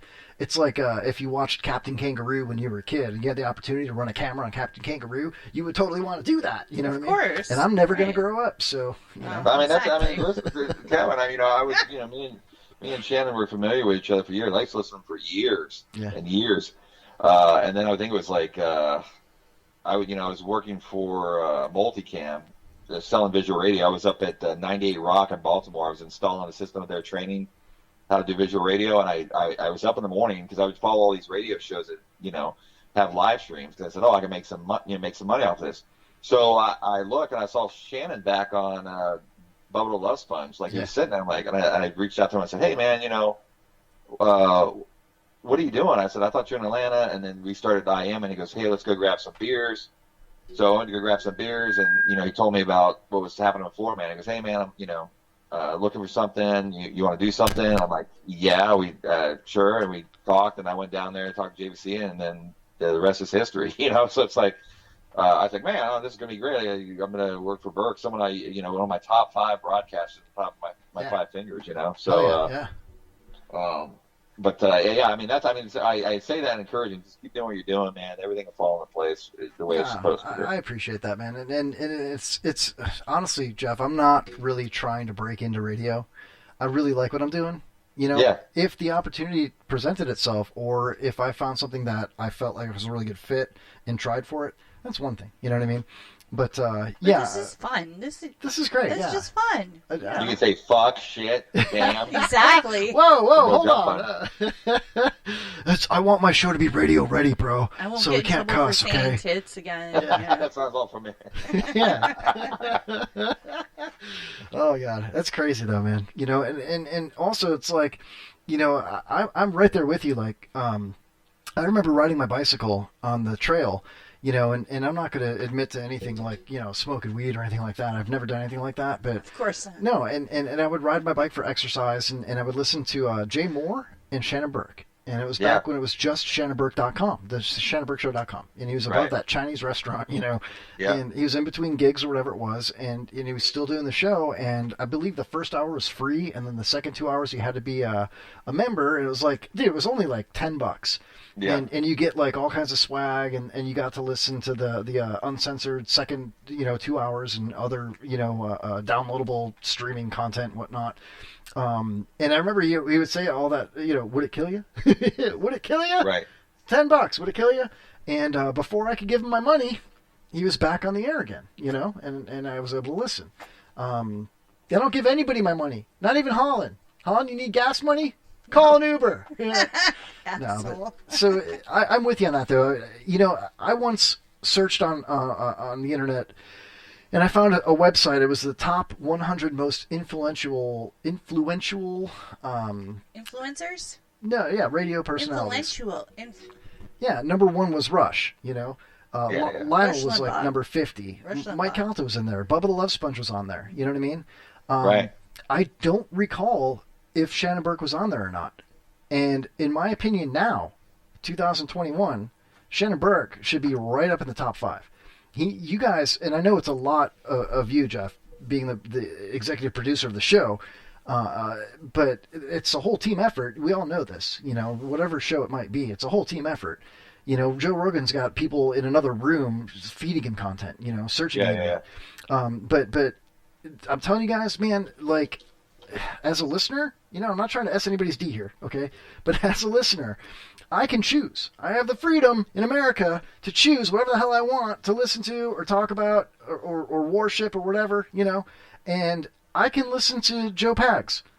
I can listen to Brian Kilmeade. I can listen to the EIB network. I can listen to whatever conservative talk radio show I want. I can listen to Dr. Demento and watch him on Facebook. I can listen to any radio show anywhere in the country on iHeart or TuneIn.com or whatever it might be. Right. I choose to listen to Shannon Burke because he's good. You guys have an amazing program. The content is delivered perfectly with enough adult humor. And I know the last week or two with Bubba, there's people talking this and that, whatever. I still enjoy it, whether Bubba's on fire or not in the room. You know what I mean? And it's because of Shannon. You know what I mean? And I don't no disrespect to DJ or you or anybody else, but it's all Shannon, dude. That's right. Yeah, and it's honestly become like the best outlet to get the hottest take on politics, pop culture, what's happening in the news, what's happening in any respect. You know what I mean? It's a great place to go to get that information and be entertained at the same time. Oh, absolutely. So kudos to you guys for doing that, man. And I don't, like I said, I don't want to SUD. I got 3 minutes left of my show here, but you've been killing it, dude, this week hosting for him. I liked when you had Lou Pate on when he was up a little while back. Lou was good. You know what I mean? Yeah. But honestly, I think me and Holland should just step up and give you guys a day off. And I'm just kidding. Anytime you want, honey. Anytime you want. Like 4 hours, man. You don't realize it's like, man, it's like. When Shannon called me, I said, I go, dude, I was grateful for sitting in the seat. I said, man, I'm glad you're back tomorrow because the prep and all the other stuff I have to do. Yeah. And Shannon's great because Shannon does, all of his prep his own, so it's like, I give him stories. Dude. Yeah. But yeah, it's, dude, but it's condition, and it's like, and I said, dude, I'm exhausted, I saw in the chat earlier before you called that you had because you have to do it every night, though. Am I wrong? Well, every day. Every day, right? Yeah. See, now, if we had to do it home, every day. you're looking at for news again, and right. you're at it again. Yeah, every day. So I could see that being taxing on a person. Like when Kevin and I are doing a show, after we do the 3 hours, I'm like, man, I wish we could go another hour. But if we had to be like you guys and do it every day, I think it would be really very difficult. Like, when's it over? Yeah. I like. I gotta say this to you as well, Jeff. That I got you on the horn here. Ed Till is just like I love solo hosts. Yeah. That dude is just a firecracker, ball of energy. Holy crap, man! Some people hate it. Other people like me, I live for it, man. I love that. The guy stands up, he's drinking out of this red cup. What the hell is he drinking? You know what I mean? Is that like espresso? Somebody needs to give him a hamburger, though. I gotta say, I'm No, sorry. good for him. He's healthy. He needs He to looks eat great. more. The dude's in his 60s, man. No, Yeah, good for he's- him. you Let him know. go. Let him do whatever Yeah, he's doing. he used to be here in Orlando in the 90s, in the same, well, Shannon wasn't on there yet, the same station that everybody talks about. Well, I guess I can say it now because I'm not in the radio, but Real Radio. And, yeah. Monsters and all that. Yeah. I mean, I literally, my place, I could walk there and be there in like 5 minutes. Yeah. But he was there, and he was amazing. He was like almost the same time slot, and he would just tear. I mean, the phones would blow up. Just a magical time, and he was just, he's kind of morphed into something a little bit different now than what he used to be. He has moments where he gets a little ballistic and tears one, tells people to F off and gets confrontational with them, Yeah, no, he's so professional about He's it, too. charismatic, though. He's Yeah, so charismatic. Oh, shit, listen, we're done here. Jeff, it's 11. I gotta end the